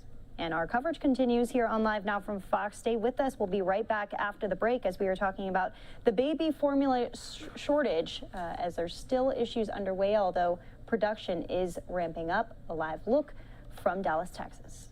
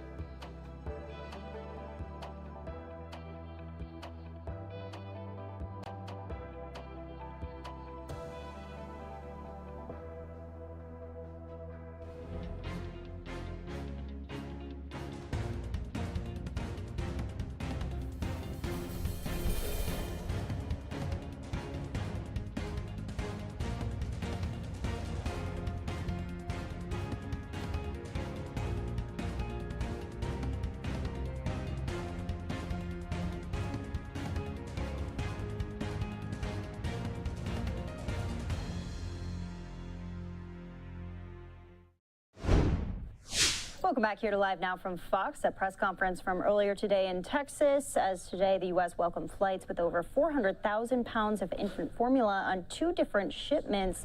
That formula has been unloaded and will soon be distributed. We'll be hearing from one of our reporters down in Texas just momentarily. But let's listen in to officials as they are obviously stoked about the distribution soon to be. Can access the formula they need to feed their little ones.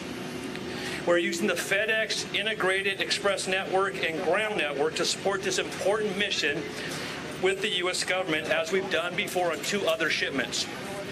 This formula is now moving off the plane into our trucks to move to their final destination. This is who we are and what we do at FedEx Express. With that, I'd like to introduce U.S. Secretary of Health and Human Services, Javier Becerra. Javier Becerra, and so let's welcome him. Thank you.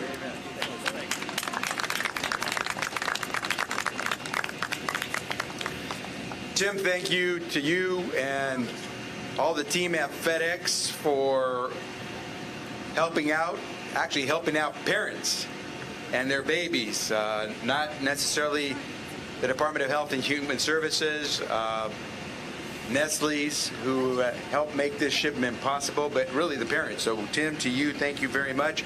Can we give a shout out to DFW and their team here who made it possible for us to have this shipment here and allowing us to be here. And to all of you on this beautiful Dallas day with its normal, beautiful humidity coming from Los Angeles, amen. We got the sunshine, that's what counts, and we're cheering, because we got something to cheer. And so, Tim, thank you again to your team. And you can see all these men and women who are here with these yellow, flashing yellow vests. Thanks very much to all of them. Okay, so once again, local officials out in Texas welcoming again the U.S. getting these flights with over 400,000 pounds of infant formula on 2 different shipments. The formula has been unloaded and will soon be distributed. We want to go out live now to Fox's Joy Addison. She joins us from DFW Airport near Dallas, where a plane full of formula arrived this afternoon. Hi, Joy. Hi, Dakota. That's right. And doctors across the country say that these flights will help millions of parents who have been waiting and needing infant formula urgently. The anticipated arrival of Operation Fly Formula comes nearly 3 months after the FDA found a deadly bacterial contamination and ordered the first infant formula recall. This started the severe formula shortage that has left shelves across the country empty. Today, a FedEx flight from Germany delivered 110,000 pounds of Nestle infant formula. Roughly 1,600,000 8-ounce bottles of nutrition for their children. This is the 3rd Operation Fly Formula flight to land in the U.S. The 4th one also landed today in Dulles, Virginia, bringing 300,000 pounds of Kindamil infant formula. Hospitals say they have been using and recommending several alternatives to formula during the current shortage, including milk banks with mothers who pump and donate milk and creating their own infant formula in-house. But they say specialty formulas for babies with intestinal and digestive issues is still a concern because it hasn't been brought in since the first shipment, and these babies can't take the regular milk that came on today's 2 flights. Acid base, so we explain it as it's a building blocks of protein, and it's the easiest for them to digest and absorb. And so for that patient population, it's been a challenge. Some parents can't go to some alternative. They have to have the specialty formula. We're going to continue to help make sure that we can bring in that specialty formula. The Department of Health and Human Services say there are additional flights that are scheduled to come in the coming days, and they will also have this formula that is so urgently needed. In Fort Worth, Texas, Joy Addison, Fox News. All right, Fox's Joy Addison, thank you so much for bringing us that story. We are following, though, the breaking news coming out of Maryland here as we have a couple of live looks of the scene underway right now. Give us just a couple minutes here. We'll be speaking with our reporters down on the ground about the latest in the investigation.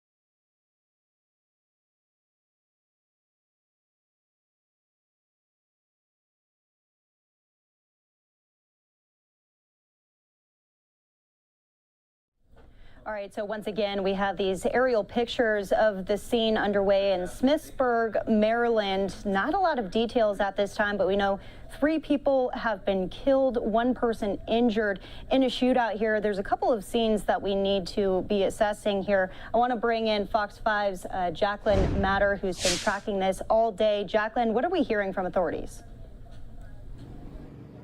So Daytona, details here are very sparse in this shooting, but we did just wrap up with a news conference with the Washington County Sheriff's Office. Here's what we know right now. They tell us that the shooting happened at the Columbia Machine Manufacturing Facility. That is about 10 miles east of Hagerstown in Smithsburg, as you mentioned. Maryland State Police also confirming that 3 people are now dead. They were found dead inside of the building. 1 person in critical condition, but they did not provide us any details on age or sex of the victims. The Sheriff's Office also confirming that a Maryland State trooper was shot in the shoulder while shooting back and forth with the suspect. That is the location of the other scene that police are investigating right now.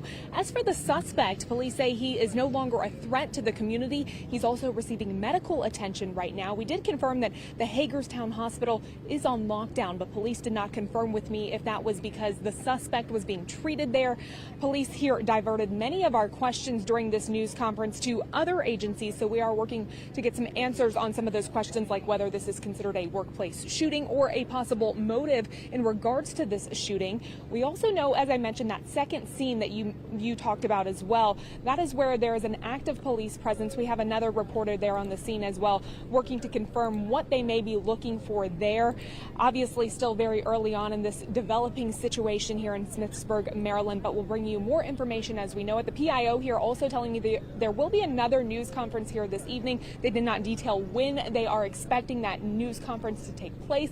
I also asked the PIO, when was the last time something like this may have happened here in this very small, tight-knit community in Washington County, Maryland? She told me the last thing they can recall was an officer-involved incident that happened in 2007. Daytona, back to you.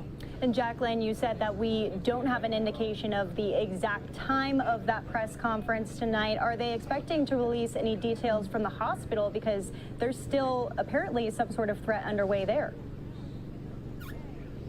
Right, that's very true. I've asked the PIO here what they can provide me. They tell me to defer my questions to the Maryland State Police or to ask questions to the hospital in particular. We're working to confirm some of those details to see what is going on there at the hospital as to why it is on lockdown. We're hoping maybe somebody can speak to us on that as well during that news conference as well. We're also working to find out more about the trooper's condition. Again, trying to get information from the Maryland State Police, those questions being directed to them as well. Alrighty, Fox 5's Jacqueline Matter, thank you so much for giving us these details. I know it's all trickling in right now and it's all coming together. So if we get any more updates from officials, we'll of course bring them to everyone here on Live Now from Fox. Stay safe out there.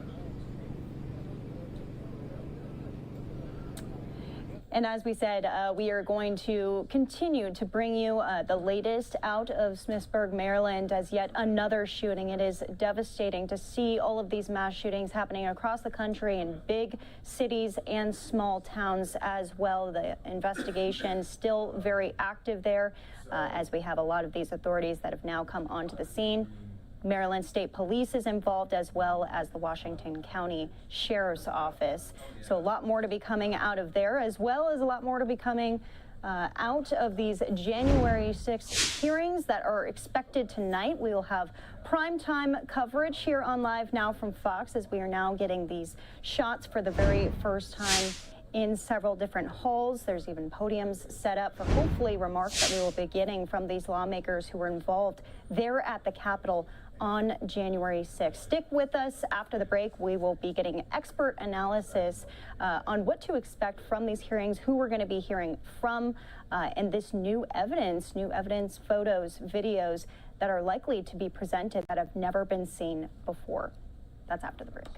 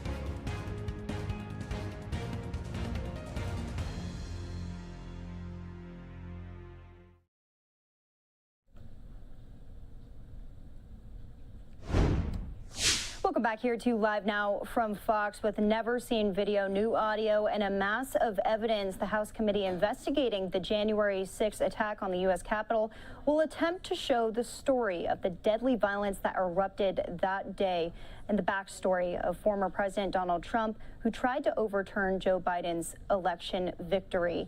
We are going to be carrying this hearing, of course, prime time. We'll start our coverage here in the next 30 minutes, but we want to really preview what to expect for all of our viewers who are going to be tuning in here. This is going to be a very intense hearing with likely a lot of evidence here and a lot of stories, specifically from two different eyewitnesses. There's testimony that's going to be held. To break all of this down, Theo Meyer with the Washington Post is here with me. Theo, thanks for being with us on this busy night.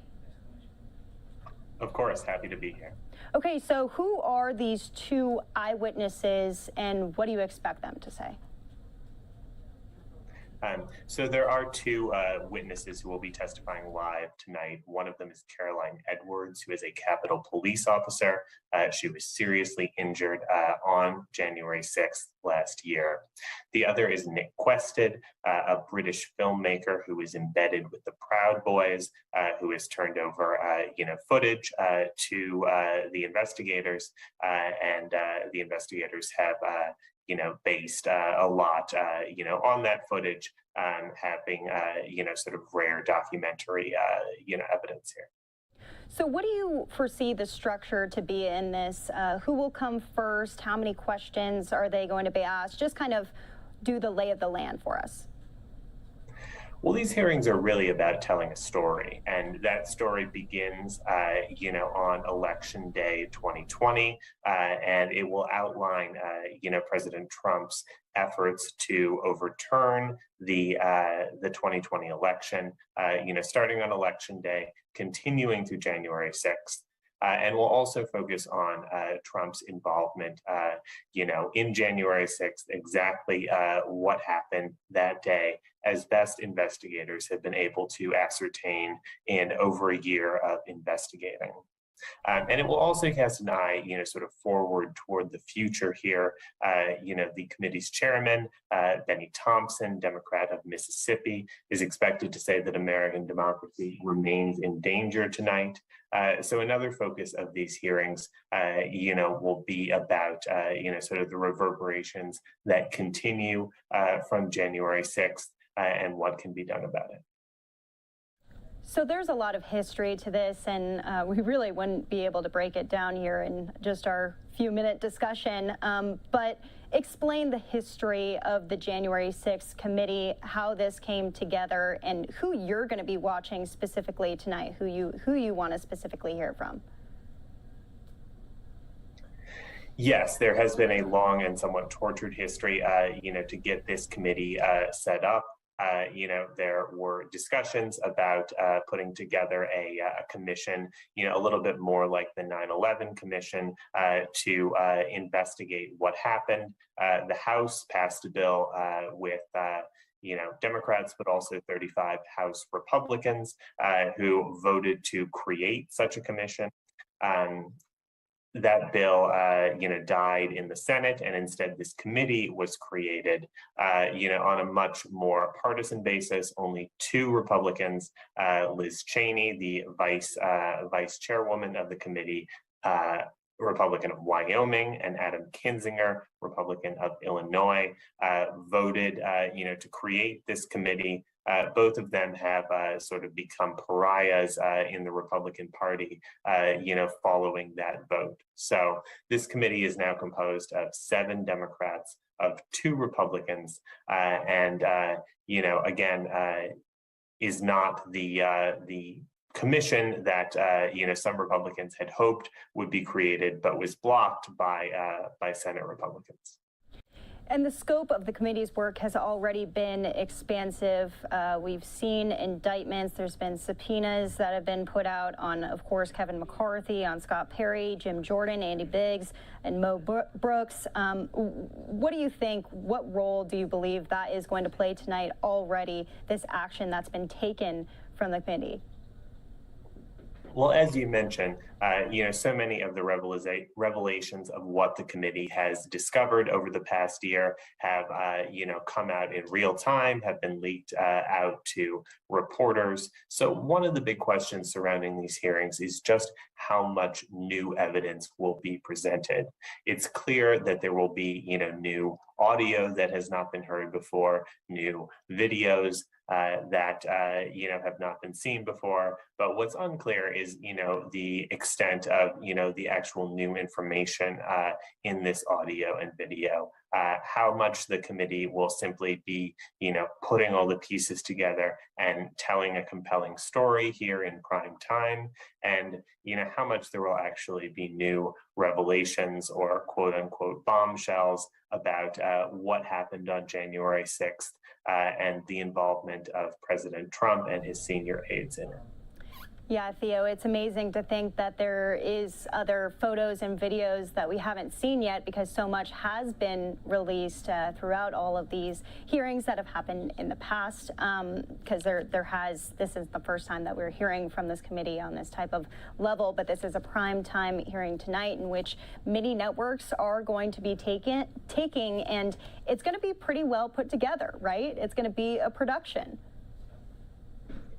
Yeah, the committee has tried to design it, in a way that will appeal to a television audience that is a little bit different than the, sort of typical committee hearing in which, lawmakers, enjoy hearing themselves talk as much as, asking questions of witnesses. It's expected to be much more sort of slickly produced. Tonight's hearing is, of course, the first of at least 6 hearings that are expected this summer. There are 3 more scheduled for next week, but it's important to note that not all of those are going to be in prime time. The second hearing will be held on Monday at 10 a.m., which is a, sort of a less glamorous time slot from a TV perspective. Right, and we'll be taking all of it live. Theo Meyer, reporter with The Washington Post. Theo, any last thoughts on this as we go into the rest of the evening? Anything in particular you're going to be watching for? Yeah, I think I will be watching for, we know the 2 witnesses who are testifying, live this evening, but it's unclear what pre-recorded interviews, will be played this evening. The committee has interviewed an enormous number of people, hundreds and hundreds and hundreds of people. Some of those interviews, have been taped, and it's expected that some will be played, including, interviews with Ivanka Trump, and as well as her husband, Jared Kushner. Not clear whether those are going to be played tonight or at some date in the future, but those, could certainly be compelling television. All right. Theo Meyer, thank you so much for being with us here on the show. I'm sure we'll be speaking with you soon as we get reaction in from this hearing. A lot of people going to be watching. Thank you, Theo. Thank you. And let's go back out to all of these live looks as the structure for tonight. It all will begin at the top of the hour. Our coverage starting at 4:30 Pacific time, 7:30 Eastern time. 8 o'clock Eastern time is when the hearing is actually going to begin. They're going to go for quite a while. They'll take a short break. They'll come back, and then they will end. And we'll, of course, be bringing you preview coverage and reactionary coverage, as I'm sure social media is going to be all over this, and we'll be all over it here on Live Now from Fox. We're going to take a quick break. We'll be right back.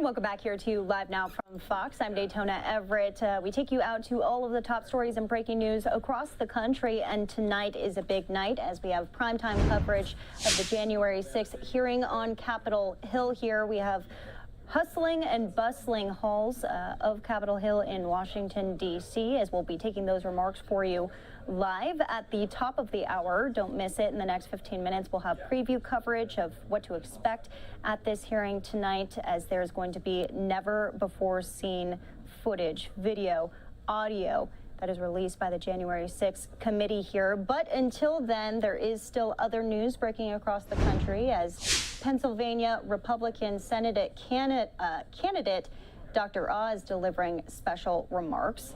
We'll play it off from the very beginning for you. Traveled around the Commonwealth, as Jeff mentioned, going to every corner of this beautiful place, and I hear it everywhere. They get it wrong when, we can't find infant formula, right? They get it wrong when the prices keep increasing, the highest we've seen in 40 years. They get it wrong when you get sticker shock at the gas station. They get it wrong when you have crimes committed in the middle of our beautiful city. My first date with Lisa was on South Street. And it wasn't just that the crime happened, but the disrespect that was shown to the police when they came to try to intervene. When they're carrying around a woman who ended up passing and they can't even get out of the way of the protesters, it's because there's a deeper disrespect. So the question then becomes, why is Washington getting it wrong? And I promise to heal by giving us a dose of reality. That's my background, that's my heritage, that's what I stand for. So I thought I'd start off by giving you a little bit about my personal background so you understand my values. And then I want to talk about exactly where I differ from John Fetterman. And there's some doozies out there. I'll quiz you, see how you do. And then I want to share with you some of my hopes and dreams, because I am optimistic. I entered the race because I really saw opportunity, but believe me, if you want to get optimistic about America, go campaign around Pennsylvania. These people get you psyched. Now, the national anxiety that we are living through, much of it caused by the reasons I've outlined, that Washington is getting it wrong, have all been addressed in different ways. And we've been here before as a nation. But my personal story is important because it's a typical story. My parents were immigrants. They came here legally. My dad was recruited as a doctor. We didn't have enough doctors back then. We settled less than 10 miles from Kennett Square, which, as you know, is the mushroom capital of the world. So my father loved mushroom metaphors. And he always would tell me not to be a mushroom when I grew up. Literally sit in the dark all day long, get fed manure, and get canned at the end of it all. So I took him literally, and I got outside the shed. And I never went back in. And I've been an outsider my whole life. Not in a bad way, in the way you sort of want people to be different from everybody else. I celebrate differences, which is why I'm going to take this message to every corner of the state. And I want to hear from you. Republican, Democrat, independent. People have different perspectives, make us richer as a nation. It always has been that way. I want to celebrate that reality. But as a kid, and I was going through my formative years, and I ended up going to medical school just down the way here at Penn, I realized that there are things I could do that could make a difference. I became president of our class, then ultimately president of the student body. And one of the first things I did was start a class on nutrition. That sounds like small potatoes. But in medicine, if you don't learn it, it's not true. And so realizing that even something as important as arming my patients with nutrition information would make them better was seen as a very outsider move, but it ended up being effective. It's the standard now. I invented little devices, clips to fix valves in hearts without having to use a bandsaw to open your chest bone. Sounds like a good idea, right? Not always welcome within organized medicine when you're coming up with ideas that are so different from what the norm was. Again, as an outsider, I'm proud I did it. And it ended up reducing the chance of dying from heart failure in half at half the cost. But it still took 15 years to get it through because of all these rules and regulations. It didn't make us safer, but ended up causing us a lot of heartache. And that's one of the issues I want to address. But you know what I did most of the time? I did heart surgery, and I love it. I looked in people's eyes, created a bond. I made sure they knew I was going to be there for them. I made sure they knew they were part of the solution, and I do surgery. And what I learned is something that I want to share with you. One of the most important messages I have in this campaign. When you're taking care of people, when you feel responsible for people, that's what brings you joy. It gives you purpose in life. I believe the government, certainly at the federal level, should be helping people who want to care for others, who want to be responsible for others to do just that.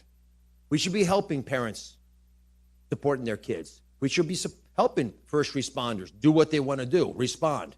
We should be out there picking folks, the young person who's got to get up early in the morning, go to the diner to make sure it opens on time, and I've met plenty of them, to do just that, because they're owning a responsibility for their fellow person, and we owe it to them to make sure we're there supporting them. That's not what's happened. We're not supporting the entrepreneurs who are building businesses to be responsible for their employees. We're not supporting parents. We're not even supporting the police these days, who are trying to go out there and risk their own lives in order to save people in their communities. One of the most touching moments of the whole campaign trail was up in Erie when a young woman, she seemed young to me, turns out she had a son who was already a police officer, broke down in tears saying that she didn't mind that her son risked his life. She minded that people didn't respect that he risked his life to save theirs. And that we can change. That's attitudinal. Now, the bigger issue is, why is Washington getting it wrong? The things I've mentioned, we'd all probably high five on. Washington is getting it wrong, I believe, because Joe Biden lost confidence in the innovation, the ingenuity of the American people. He's lost confidence in the grit of the American people. And if you don't trust in the innovation and the grit of the American people, then you don't trust in America anymore.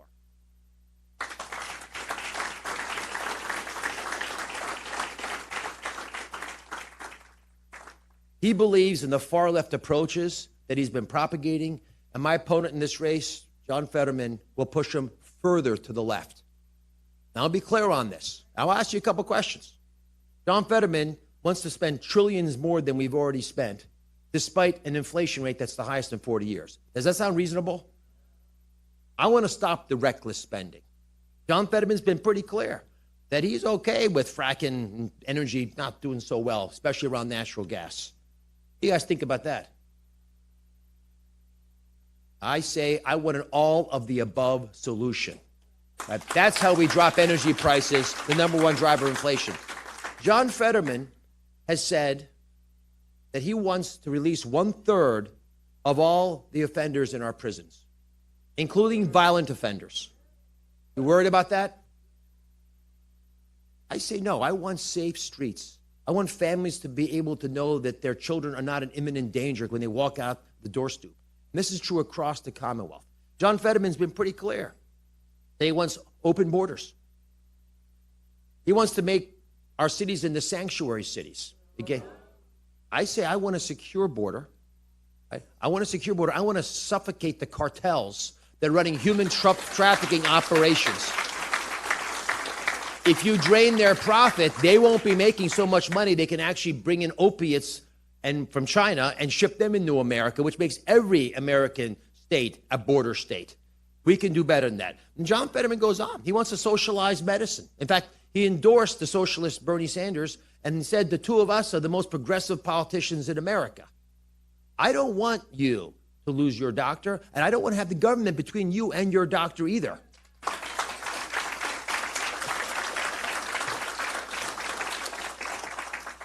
And John Fetterman is pretty clear that he's okay with special interests controlling schools. And I want parents to choose the schools their kids to and the values that are shared in those schools. So the question I want to get to, and as a doctor, you're looking for the root cause, the reason these things are happening. So let's make a little diagnosis here. Why is it that John Fetterman is so far to the left, even of Joe Biden? Right? Joe Biden has already sort of established where he is. And if you want Joe Biden's policies, you got them. If you want someone further to the left of him, you've got John Fetterman. You got everyone else, well, you got me. So, and that's most of us right now. But why is John Fetterman making these mistakes? I think part of the reason is he has not worked in the private sector. He doesn't understand how challenging it is to make payroll, to have to pay your taxes, to do all the things that most of us have to do to make America run. And that means he has an outsized confidence in big government. And he believes that unelected middle-level bureaucrats can make decisions and rules that stifle innovation, slow down progress, and ultimately don't deliver what they promise. We've witnessed it quite a bit during COVID when we had shutdowns that did not make us safer, but we've witnessed it in other areas as the authoritarian overreach of our government grows. That's not the purpose, I don't believe, of our government. Any government strong enough to give you everything is powerful enough to take it all away. And we don't want that. But the biggest mistake that this radical ideology, besides the high cost, high crime, and high anxiety that it's given us, is that it offers no agenda for prosperity. Let me say that again. That's why there's so much unhappiness. There's no agenda for prosperity from what we're seeing on the left. That's why you're seeing the kinds of votes and recalls out in California. As liberal as they are, it's not working. And I deeply, deeply have an issue with this because Joe Biden and John Fetterman care about caring. I care about fixing. It's different. Now, I learned how to protect my patients at Penn, spent my life fighting to empower people. I've done it in everything I've ever tried to do in my life. I'm proud of that. And I've taken on big, powerful interests in order to achieve that goal. I've taken on big tech, big pharma, big agrochemical companies, taken on the U.S. government. These big industries, they have good people and they have people who aren't so good. So you got to call people and make them accountable. I've got scars to prove it, but I cannot be bought. And I pledge to you, as your U.S. Senator, that I'll continue to stand up against these powerful forces. But here's what I'm asking you back. I played football in college, and everyone's a little nervous before the games. Before I'd run out there, I'd wait for the last words of our beautiful national anthem before I could trudge out and work out the jitteriness. And you remember the last words, right? Home of the brave. Not free, brave. What I've learned in my life, you can't be free if you're not brave.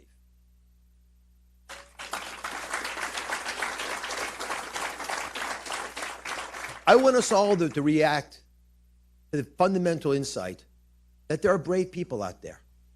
There are brave people, teaching kids in schools, working at tough jobs, exploring for energy, our police and firemen and other first responders, nurses, doctors. But we also have passionate Republicans who are brave. And we have passionate Democrats who are brave. And independents who are brave enough to not be in either group. Right? We've got plenty of brave people out there. And with these brave people, and I'm campaigning for them and for all of us to realize that when you do what we've always done as a country and come together and show our mettle, the grit that we really do have deep inside of us, you build the biggest economy in the world. You're able to advance science and arts and diplomacy to make democracy safer around the world. And I argue, and I believe in my heart, that if you say what you see, which is what I'm asking you to do, then you'll realize that we can again become the land of opportunity and the land of plenty, where we're not searching for baby formula, right? These are things we all have the power to do. Now, the message that I want to take to every part of this Commonwealth, and I will do just that, is I'm open for ideas. That's how we save lives in medicine. That's how we'll save America. Get the best ideas out there, work with people you might not always think of collaborating with, and then make it happen. The stakes are high, really high. My immigrant parents, when they came here, saw that shining city on the hill that Reagan spoke of. And some people say, well, it's a little dim these days. I disagree. When I travel around the Commonwealth, it's pretty clear to me that light is as bright as ever in people's eyes. They know it's there. What they want is to get the government out of their way, not make rules and regulations that don't make sense, pass unfair taxes that don't help it, and spend it recklessly and by throwing money at problems that can be addressed effectively in other ways. I'm not disagreeing that there are issues. I'm saying we can solve them in a more effective way. But remember, Pennsylvania is a bellwether. The entire nation is watching us carefully. What works here will work nationwide. But in addition to the country watching us, you know who else is watching carefully? The rest of the world. Okay, we've been listening in to celebrity Dr. Oz as he makes his victory address today in the Commonwealth of Pennsylvania. Of course, this huge recount between he and David McCormick taking place as they vied for the GOP primary for that Senate spot in the election in November. Dr. Oz ultimately now victorious, David McCormick conceding, and Oz will be the candidate against Democrat John Fetterman in November. I'm Andrew Kraft. Thanks so much for being with us. We're going to have live coverage as we continue to cover everything related to the January 6 hearings in prime time tonight. We're going to take a quick commercial break. Coverage starts when we come back.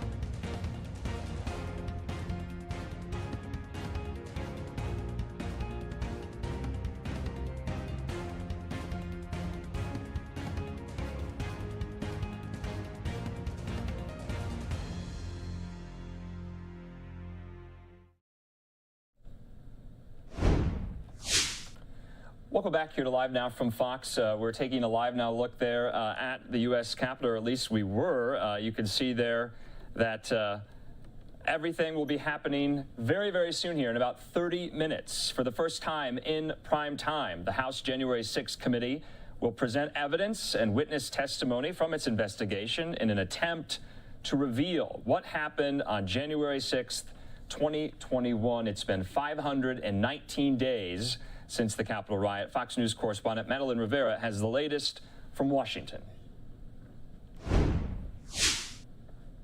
Tonight, the House Select Committee will use never-before-seen audio and video footage to weave a story of how the January 6th attack was the result of a coordinated, multi-pronged effort to overturn the results of the 2020 election.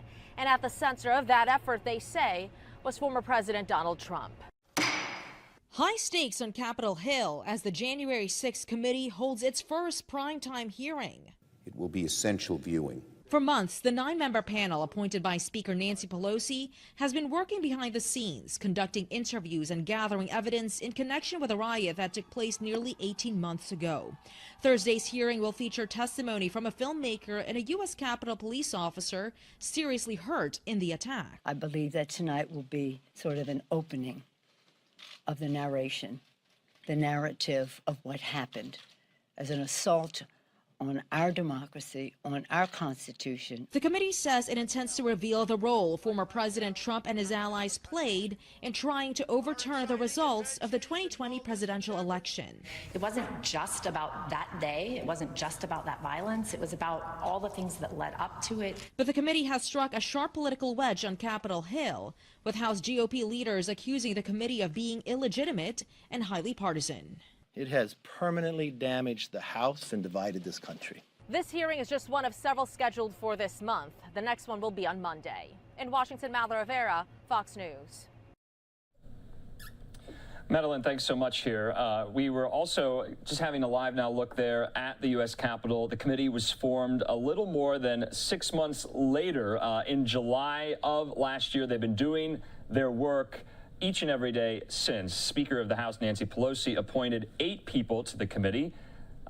6 Democrats and 2 Republicans. At its inception, Mississippi Representative Benny Thompson was appointed the chairman, and of course, Republican Liz Cheney is the vice chairman. Fellow Democrats include Stephanie Murray, Pete Aguilar, Adam Schiff, Elaine Luria, Jamie Raskin, and Zoe Lofgren.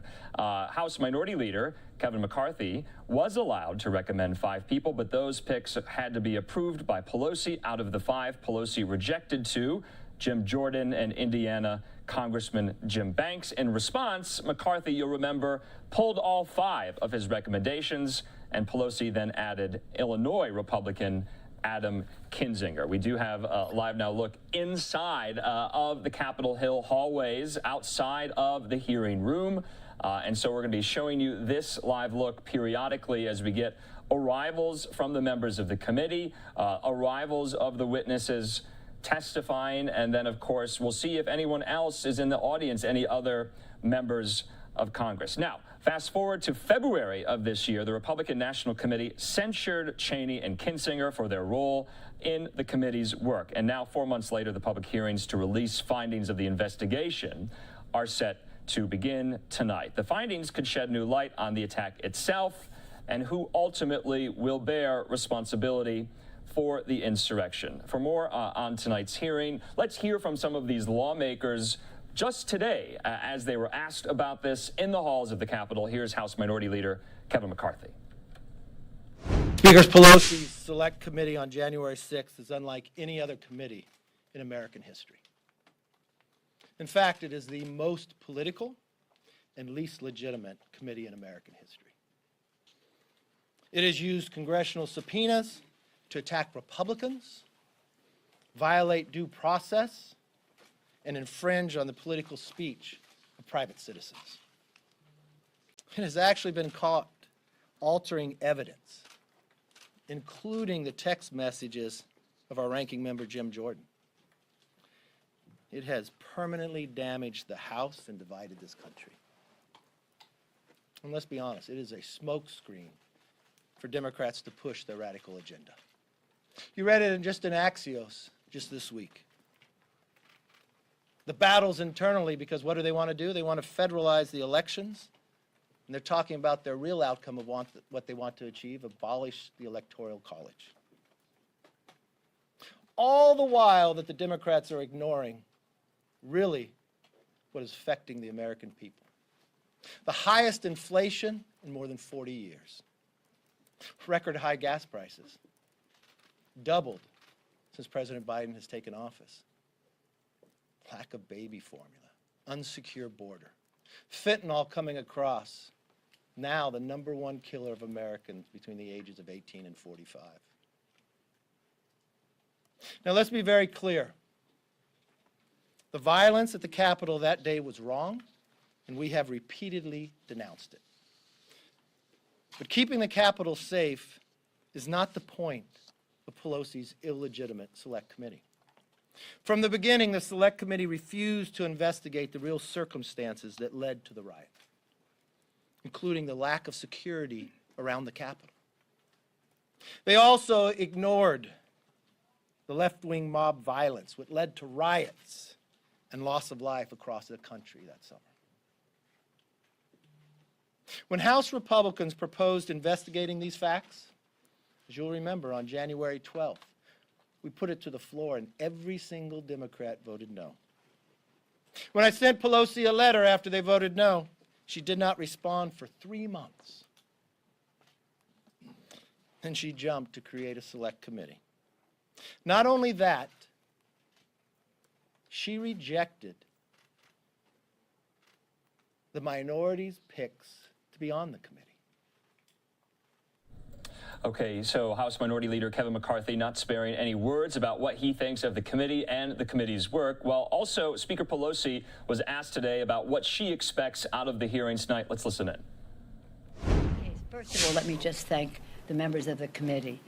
They have been hard at work, doing their patriotic duty to seek the truth, and we will see that revealed. I don't know, I've kept my distance from the committee, so I'll be watching just as everyone else is to see the presentation. I believe that tonight will be sort of an opening of the narration, the narrative of what happened as an assault on our democracy, on our Constitution, on our Capitol, on our Congress, in a very violent way, for a specific purpose to undermine the Constitution of the United States on a day set aside for the peaceful transfer of power. Can I rephrase that then? Do you worry, let me rephrase that then. Do you worry at all that there is this chunk of people who've decided the work of this committee isn't particularly important and that they know what happened on the 6th? I do not know that. I know that there are people who would like it to go away, some of them in this very Congress, but I don't stipulate to what you have said, no. Madam Speaker.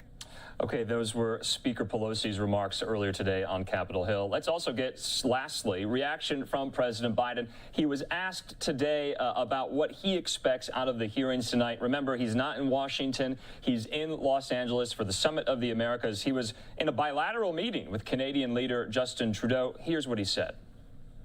One of the things that's going to occupy my country tonight, I suspect, is the first open hearings on January the 6th. And as I said when it was occurring and subsequent, I think it was a clear, flagrant violation of the Constitution. I think these guys and women broke the law, tried to turn around the result of an election. And there's a lot of questions, who's responsible, who's involved. I'm not going to make a judgment on that, but I just want to know that, I want you to know that we're going to probably be, a lot of Americans are going to be seeing for the first time some of the detail that occurred.